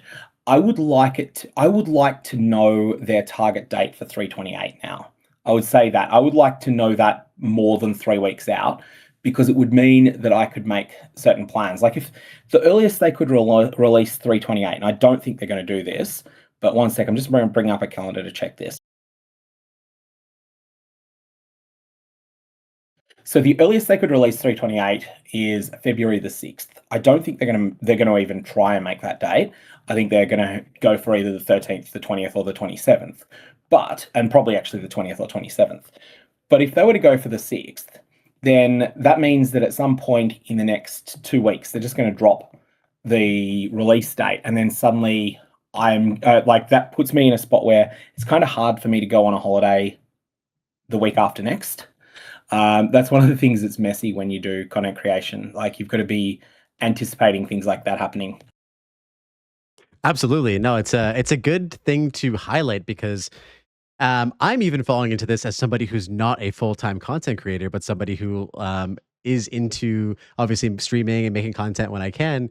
And I'm planning my life around Path of Exile leagues. And so I could only imagine as somebody who's doing it full time, playing both games and covering both games, that it's just like there aren't many times where you get like the chance to breathe really now because it really does feel like, wow, we're going from like zero point 0.4, we got the bear, or we got the talisman, we got the, druid, we got the temple clusterfuck, and then all of a sudden it's going to be 3.28, and then it's going to be a whole next slew of videos and potential issues and things maybe. So yeah, it just seems like almost very hectic, especially for full-time content creators. Yeah, and the other thing that's hectic is that I never, because there's starting to be a bit of a divergence in direction between Path of Exile 1 and Path of Exile 2. There is a small but vocal section of the Path of Exile 1 player base that loathes Path of Exile 2. They've tried it, it's not for them, they know they don't want to play it anymore, and that's fine. But that becomes very difficult for content creators because it means that those people tune out during PoE 2 peak season. But then when you jump back into PoE 1 peak season, they're going to want to pay attention again, and you've got to then sort of get them back paying attention again. I considered splitting channels at one point and have decided not to do it for now, but I may have to. It's something I just keep monitoring. That's something else that's not that apparent. Splitting channels is quite difficult to do on, setting up another YouTube channel requires getting 4,000 watch hours, and that's not a small amount. That was actually going to be exactly my follow-up question, was just that particular slice of the PoE 1 community that just, for whatever reason, PoE 2 has just hurt them for some reason. They will never like this game. They will never play this game. Do you find yourself seeing a lot of that particular interaction as somebody who has been covering and playing Path of Exile 1 specifically for quite a long time on your channel and your content? Yeah, I mean, like people are going to have different opinions to each other, and people are going to have different tastes. So there is a strong overlap between the two games in a way that like there's not a strong overlap between Path of Exile 1's fan base and what's something quite divergent, Minecraft's fan base. Like these are two very different games. So you wouldn't have a channel that had both of those on it, but you can for Path of Exile 1 and 2 because they're so similar. But there is definitely a section that are like PoE 2 snooze, or there's also a section of PoE 2 players that have tried PoE 1 and have just not liked it either. So yeah, I did a poll at one point, and I think of my viewers at the time, 60% played both games, 20% PoE 1 exclusively, 20% PoE 2 exclusively. And had it been less than a majority that were playing both games, and especially if it ceases to be a plurality playing both games, then at that point I'll have to set up a second channel. That's actually a really smart idea, kind of seeing where your audience lies.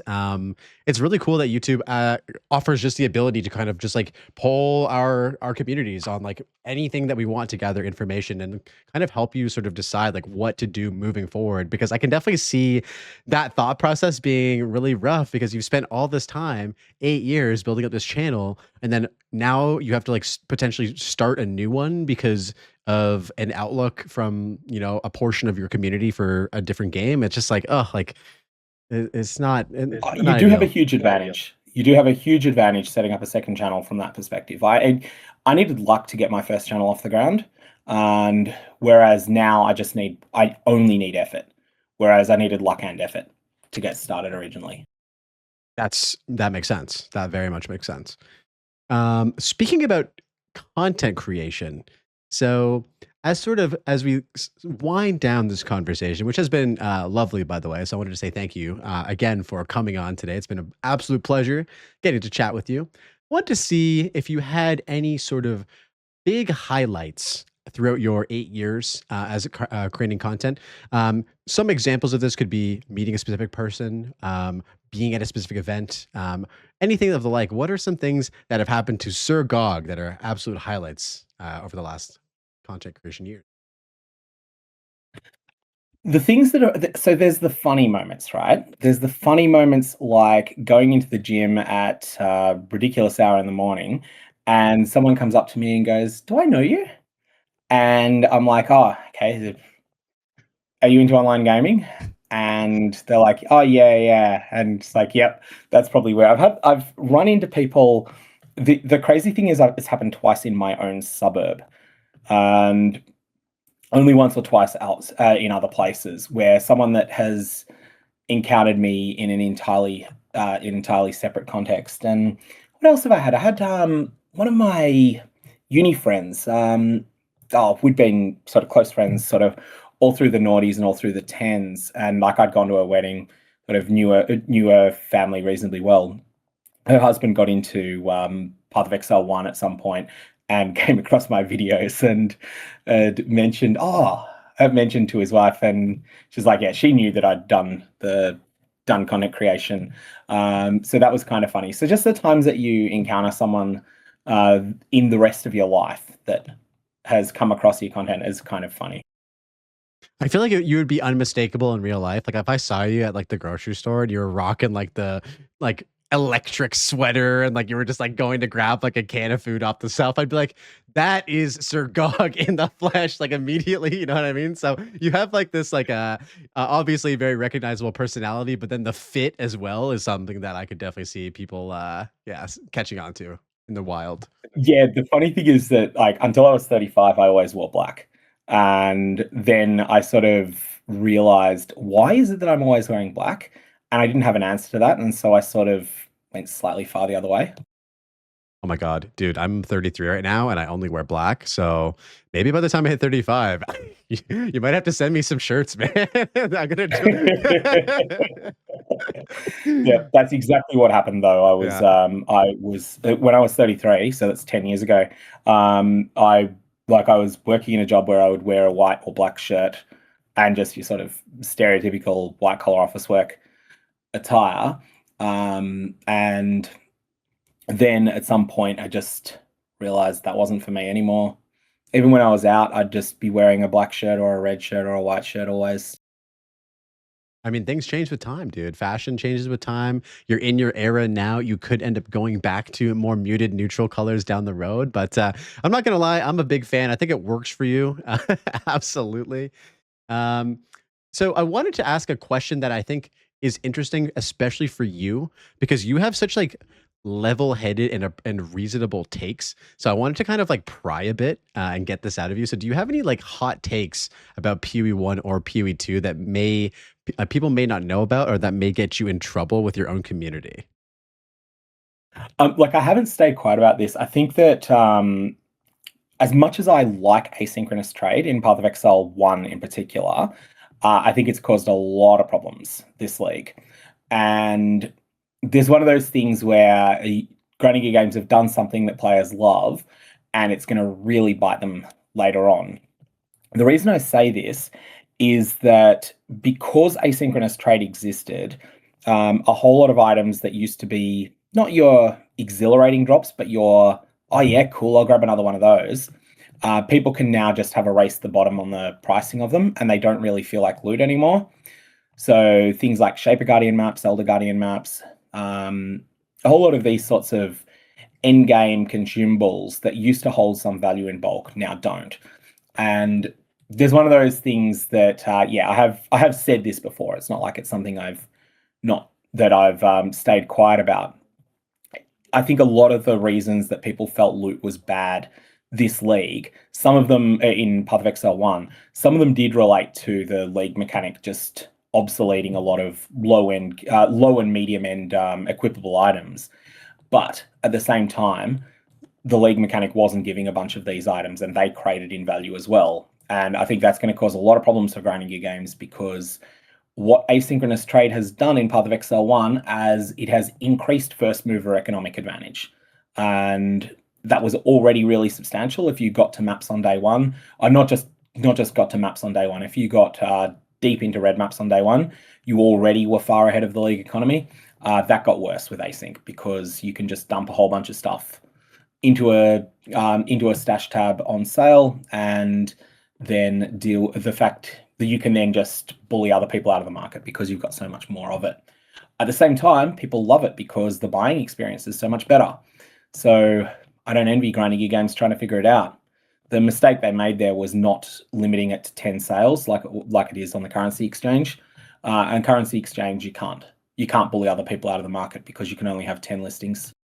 Do you think it was a combination of the league mechanic as well? Like for me, I really loved the Genesis tree as playing an SSF because it just like enabled me to do things that would normally like require me to interact with a lot more like systems and mechanics. And so that maybe coupled with asynchronous trade being introduced in the same like patch may have caused more like problems than they anticipated. What are your thoughts?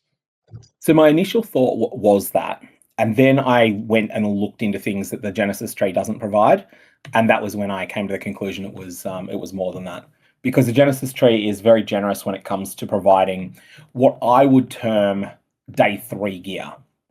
So I'm talking like 6 links with good stats, the sort of stuff that you might wear the first time you clear a tier 17 map. It's really, really good at producing those items, but it also just doesn't produce a lot of things that ended up also creating in value this league. It's quite stingy when it comes to unique items. Not that it gives you none of them, just that it is quite stingy on them. A bunch of things along those lines. I got it.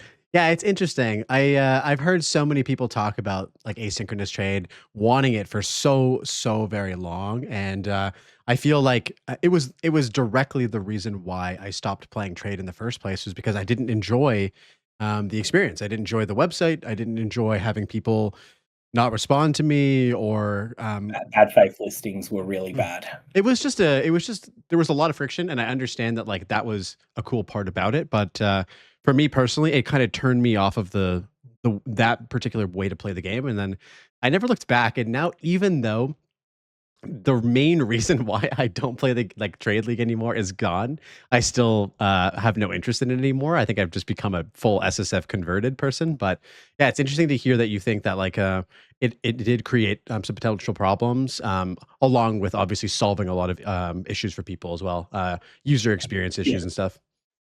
I will clarify though that I think that the real issue is that they allow you to list so many items. If you had to be picky about which items were listed, then the whole dump everything into a tab meta wouldn't be there, and therefore you wouldn't have as much of a race to the bottom that turns a lot of things from loot into humdrum drops. That's the real problem with it at the moment, I think. And there's my hot take, that I think a lot of people are listening to this and they're saying he is completely wrong, but I think it'll be really tested when 328 comes and we no longer have the Genesis tree, and so those day 3 rare items there'll probably be some way of making them with whatever 328's systems provide, so they'll be a bit better than what exists in standard on day 3 of a fresh start, but they'll be less extreme. That is, unless they release some sort of new content that has not a Genesis tree, but another sort of league mechanic crafting tree of some kind. I think that will probably be pretty rare, but you never know. You never know what they're going to do in the next. I think every time they've had a league where the league mechanic has condensed day 3 gear acquisition so that it is done basically trivially with the league mechanic, it's been a failure. Necropolis was another example. Necropolis was at the time the highest loot had ever been in Path of Exile 1, and as well as that, it was also the condensing of all the early days of crafting. That did really badly. And as much as people have fond memories of Harvest League did worst on every metric that I can think of from that year that it was from. And that was another one where if you were in the right trade Discord, Harvest League would sort of crunch down all of that item acquisition time. It would just, yeah, it just didn't end up working well. And so I think that they'll avoid doing anything that gets you straight from, like, I think they'll try and avoid anything that means that the first time you attempt a tier 16 map, you're already in gear that's good enough to do tier 17s. Because you mentioned you've only got to 15s. The jump from 16 to 17 is monumental. It's not the small leap that it is in Path of Exile 2 from 15 to 16. It's monumental. Okay, I got you. Yeah, I want to go back and play just on softcore SSF next league. I had this. I don't know why I do this. I feel like I'm just a masochist at this point, but I just can't. It's hard for me to enjoy Path of Exile without playing it with the stakes of like if I die, I have to restart. But it's especially in a game I'm so unfamiliar with, like Path of Exile 1. I know that there's like all these really amazing pinnacle fights, and I want to be able to experience them and get to them. So I'm excited to like hop into 3.28 and I should just like not have to worry about the death penalty so much and just play softcore SSF and like truly get to see at the end game, because like, yeah, I got to T15 maps in SSF hardcore, but I never got to fight any of the pinnacles. I never got void stones and stuff. And so I feel like I've been missing out, and I got to put my ego aside and just enjoy the game in softcore, for sure. I think you'll find that PoE 1, like, there was a period where hardcore was the only hard mode available. And then there was a period where, and then solo self-found got added. But people found that like there was a big migration out of hardcore towards solo self-found among the people who wanted a harder game than the base game, but didn't necessarily want both of them at the same time. And one of the central things was that grinding gear games stopped really balancing around hardcore and started balancing around softcore.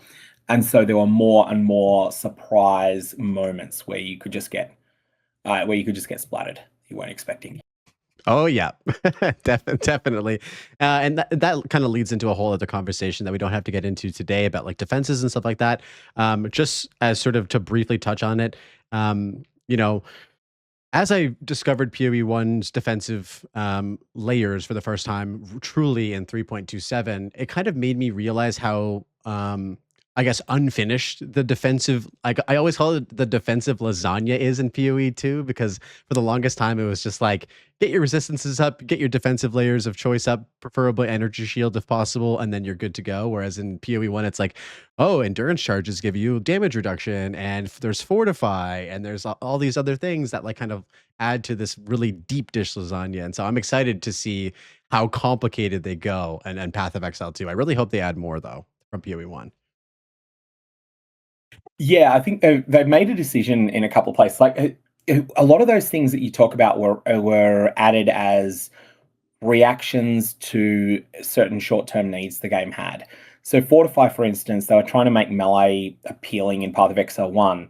So like, okay, let's add a defensive layer only melee players can get. Then they provided ways for non-melee players to get it, and it became something that became a bit more expected on a lot of builds. And then they made it harder to get again. But like, there's been a bunch of things along those lines where they want to reward a particular playstyle, and they create a defensive layer to do so. And then people who are not playing that playstyle find a way to use it anyway. And then that means you end up with stat inflation on monsters, because once every player has Fortify 20, the only way to react to that is to give all the monsters 25% more damage so that you get the intended amount of player deaths. And so that's sort of one of the things that's been really complex. And the other thing in Path of Exile 1 is that the danger isn't base mob stats, it's map mods. And map mods scale really high in Path of Exile 1 as well. So there's just a lot of complexity that goes on there, where people can opt into danger without realizing they've opted into danger.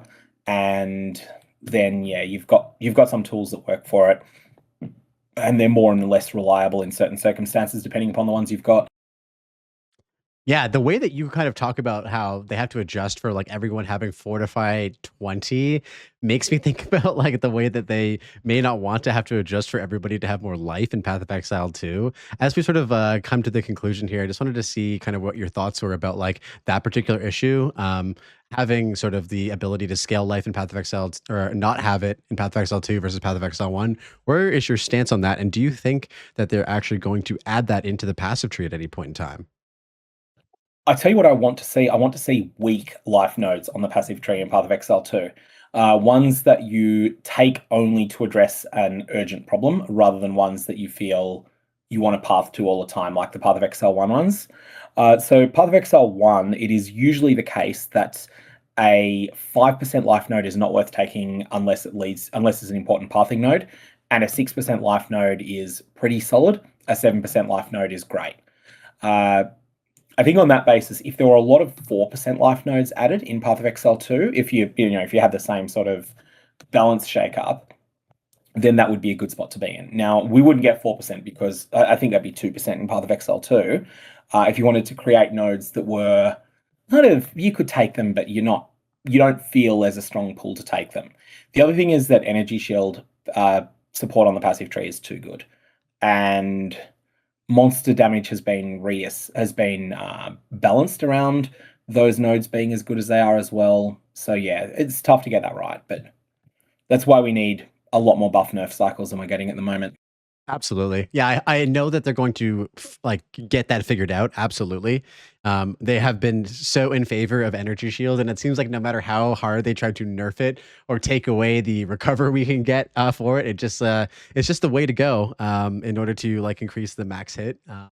But yeah, I'm excited to see. I think that would be great if life was just considered a global defense, because there are ways to scale global defenses that aren't on the passive tree necessarily, but through gear and through like campaign buffs and stuff like that. And that just might be enough to give you like maybe like less than 50%, maybe like 25 to 40% more life on a character that would actually make a significant difference. I'm obviously, yeah, I don't know if that would be like the solution or something like that, but it would be interesting to see if that would be just enough to make life feel better.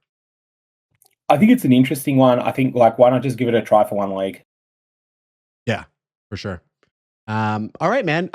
As a final closing question, something that I like to ask all guests on the podcast, what, if any, pieces of advice would you give to somebody just starting out, making content on YouTube, to help them progress on their journey based on all of the lessons that you've learned along the way?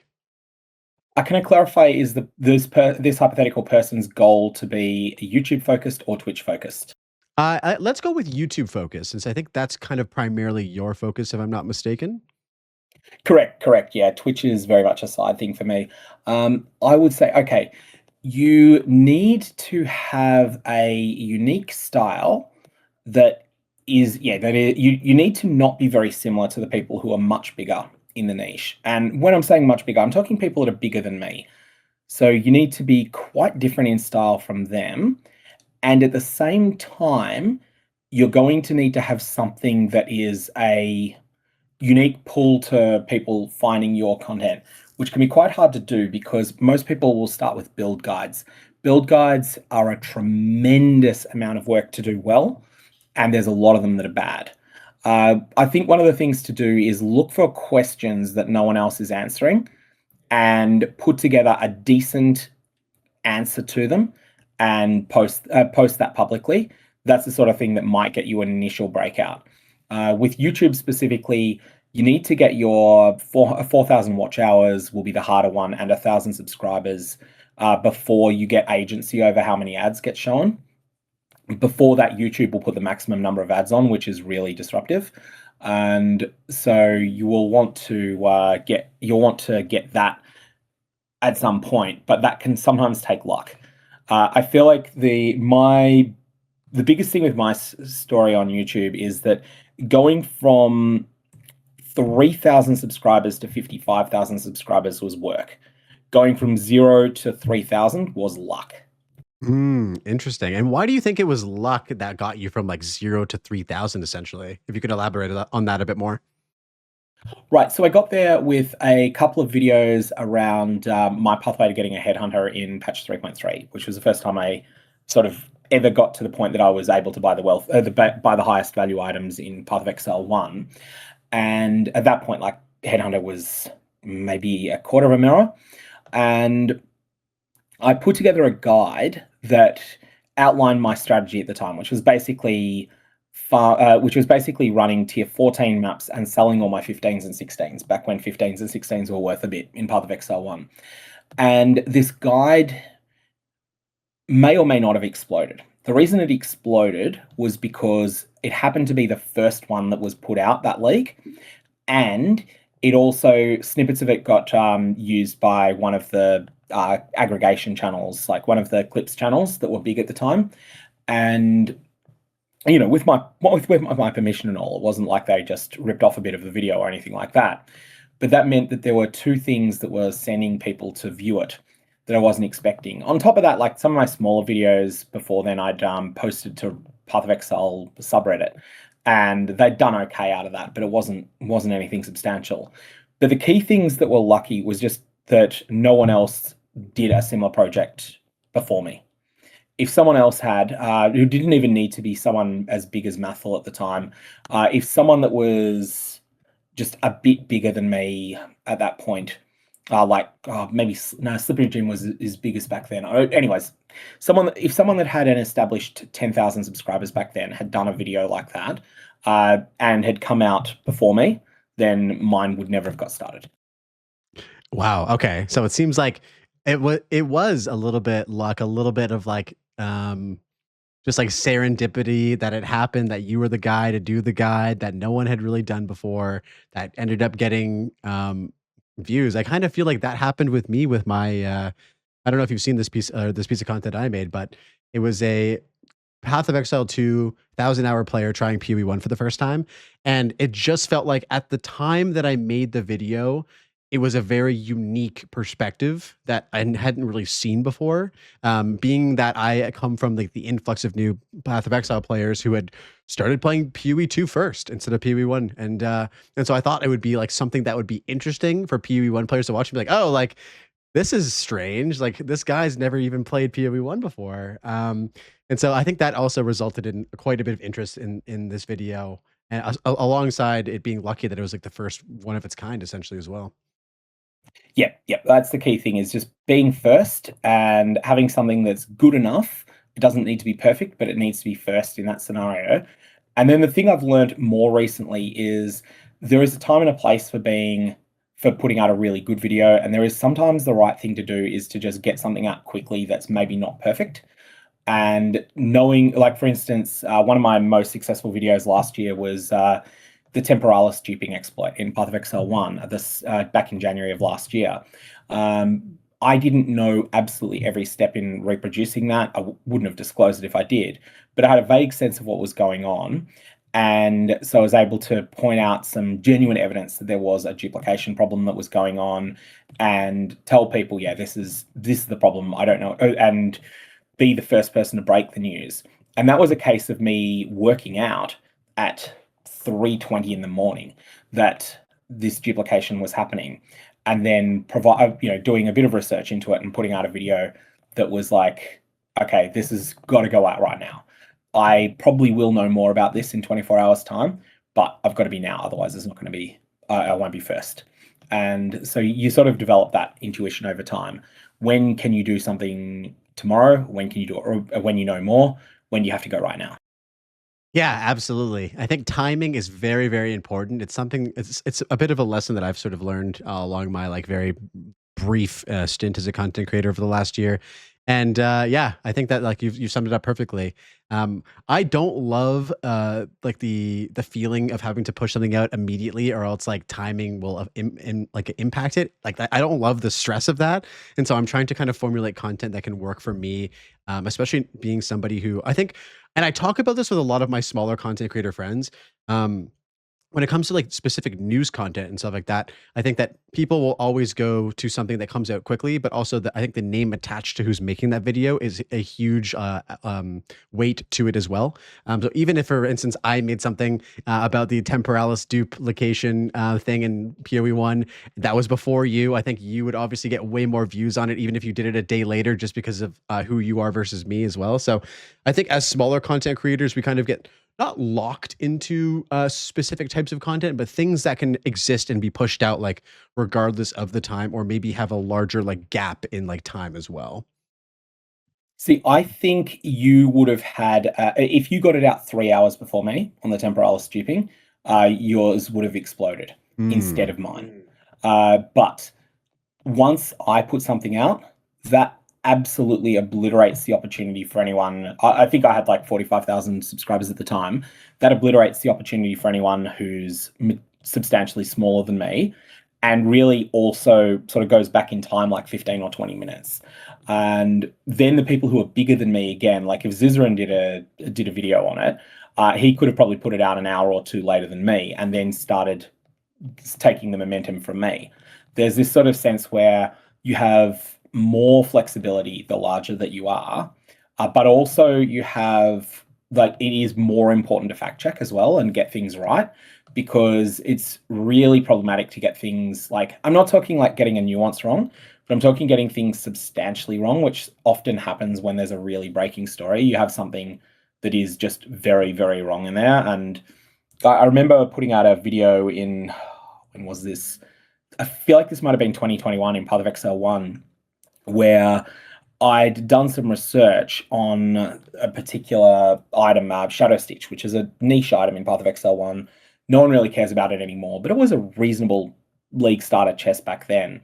And I'd made a mistake in how you created it that was quite important, but that I'd fact-checked it and I believed I was right. And so that was something that was quite important to get fixed up when that came up. Interesting. Yeah, I think ended up pulling that and putting a revised version of the video out that had the factual correction in it. Yeah, that stuff is super important, especially when you're like doing sort of news related things and making sure that you have all of the appropriate information in play, like correct, especially when you're doing it first as well. Like you could have some serious like negative implications if you like put something out, something's not correct. A lot of people watch it and then it kind of just like spreads through. And so, yeah, I could definitely see that being something of a point of concern as well. Yeah, like in Path of Exile 1, basically no one understands Ignite proliferation very well in that game. And that's something that, when I say basically no one, it is well documented. The playbase does have the information, but people assume that Beric's Respite, which is a unique ring, I'm not talking about the 327 exclusive versions, I'm talking about the base version. It has text on it that allows your Ignites to spread, and it's different text to what exists on most other sources of of those modifiers, and people do not understand how they stack well, and that's just spread around that people think never use Beric's Respite on most builds, whereas actually it does something materially very different. It's very worth considering on a lot of builds, but yeah, this information has spread because a lot of people just have it wrong. It's interesting that showcases sort of the power of Path of Exile 2 content creation. It is a wonderful game to make content for because there are so many nuanced things to talk about, mechanics, interactions, as you know, oh so very well. Like I think the limit is endless. If you wanted to, as you said, start off with something, you can move into a completely different topic, interactions, skills, builds, all this type of stuff. And then the crazy part about Path of Exile that I never really thought about when I started making videos for it was just how this cadence allows, it's basically like a content creator's like wet dream essentially, because there's always new stuff to talk about. It's almost like, wow, like if I'm gonna make, initially it was like I want to make a video about this game because I love it so much. I didn't realize that it was like also going to be able to support new content, interesting content on such like a frequent basis as well. Yeah, things change. And one of the other things that's really frustrating with that is that sometimes you have to audit your old videos for ones that are getting large amounts of views that are materially badly wrong now. Yes. The 100,000 view video that I think I've either I can't remember whether I unlisted it entirely or whether I just obliterated the thumbnail and title to say out of date now, do not use. But that's a 100,000 view video from a description of how the Atlas of Worlds worked back in patch 3.9 in Path of Exile 1. Yep, I think that content can drastically change from patch to patch or even week to week in some cases. I thought it was pretty funny that like as the temple changes were happening in Path of Exile 2, it was like these videos were covering like basically every step of the way. I think you did a few videos on it as well, and like these videos became basically irrelevant due to new changes, essentially like within like 8 hours or 7 hours, and then another day later, the temple situation has just changed. So yeah, it's pretty crazy, man. But yeah, anyway, I won't want to take up too much of your time. I know we're at like 2 hours, just over 2 hours. Yeah, did you have anything else that you wanted to talk about or cover before we wrap up today? Oh, one more thing to add to what you were just saying then, that sometimes there's no game changes, but just theory crafting evolves too. And I'd like to give it as an example here would be Path of Exile 1. It's a build that doesn't really work anymore, but Hexblast Mines was something that the Korean language section of the player base worked out a way to make a, what you might term a B tier build out of the starter patch 3.20. And the build version that they put out was very different to the builds that would end up being an S tier starter by patch 321.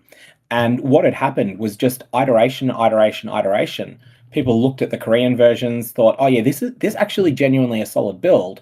But what if we get rid of their life stacking aspects and Rathpinth Globe and all that, and just change a bunch of things at once?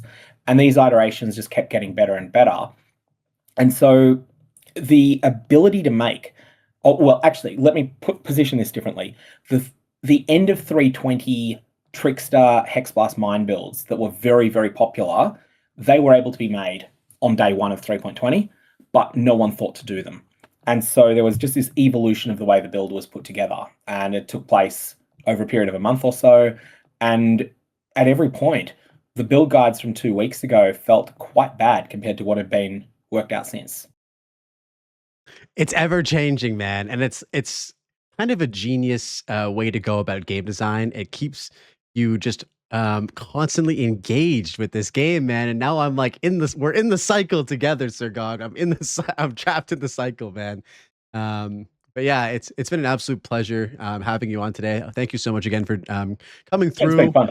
Absolutely. Just at this point in Sorry time, we'd about the love. mess up at the start. Hey, dude, no worries. I actually selfishly was like, "Oh, perfect. I had to grind a few more maps, and I will be playing more after the or after the conversation's over anyway." So, no hard feelings about that. Yeah, just at this time, we'd love for you to just shut yourself out for people who are living under a rock and who don't know you. Where can we find you, and what are you going to be working on in the future? Right. So I guess my content on YouTube is probably 60% news, 30 to 40% strategy. And so that's on at SirGog is my YouTube handle. On Twitch, I tend to play a more chill, relaxed approach on Twitch and just sort of goof off a bit. I'm not on very often, but again, it's the same handle, SirGog. And yeah, that's basically where you'll find me. Nice. Do you have any sort of plans for content in the next few weeks, or are you kind of just going with the flow right now in terms of the news stuff? I may end up putting together a build guide to the Witch Hunter specific variant of grenades, because I feel like there are a lot of grenade builds doing the loop in Path of Exile 2 at the moment, but the Witch Hunter is something that it's kind of cool. It's not something, it may not be quite as optimized as the Deadeye approaches, but it does well, and it's something that is a bit different, a bit of fun. So I may end up doing that. That's cool. All right. Well, as always, guys, I will leave a link in the description to SirGog's YouTube, Twitch, and all that. I will be checking in on your Twitch channel. I want to see the Shield Wall build, if that's what you're going to cook up for the second Win League pop off. If you watch today on YouTube or on Twitch Live, I appreciate you guys watching. If you're watching the VOD on my YouTube channel, I appreciate that as well. Thank you guys so much for enjoying this episode and watching this episode, and we will see you in the next one. Peace out. All right, everybody, that wraps it up for this episode of the Passive Tree Podcast. If you enjoyed the video, I'd appreciate a like and subscribe for more PoE2 content. I have a bunch more episodes of the podcast lined up with some really great guests, so keep your eyes peeled for that. If you're interested in supporting the podcast and the channel, consider supporting through Patreon. There's a link in the video description. A special shout out to Kevin F. for supporting this channel. I appreciate you. Thank you. And until next time, happy blasting, and I'll see you in the next one. Peace.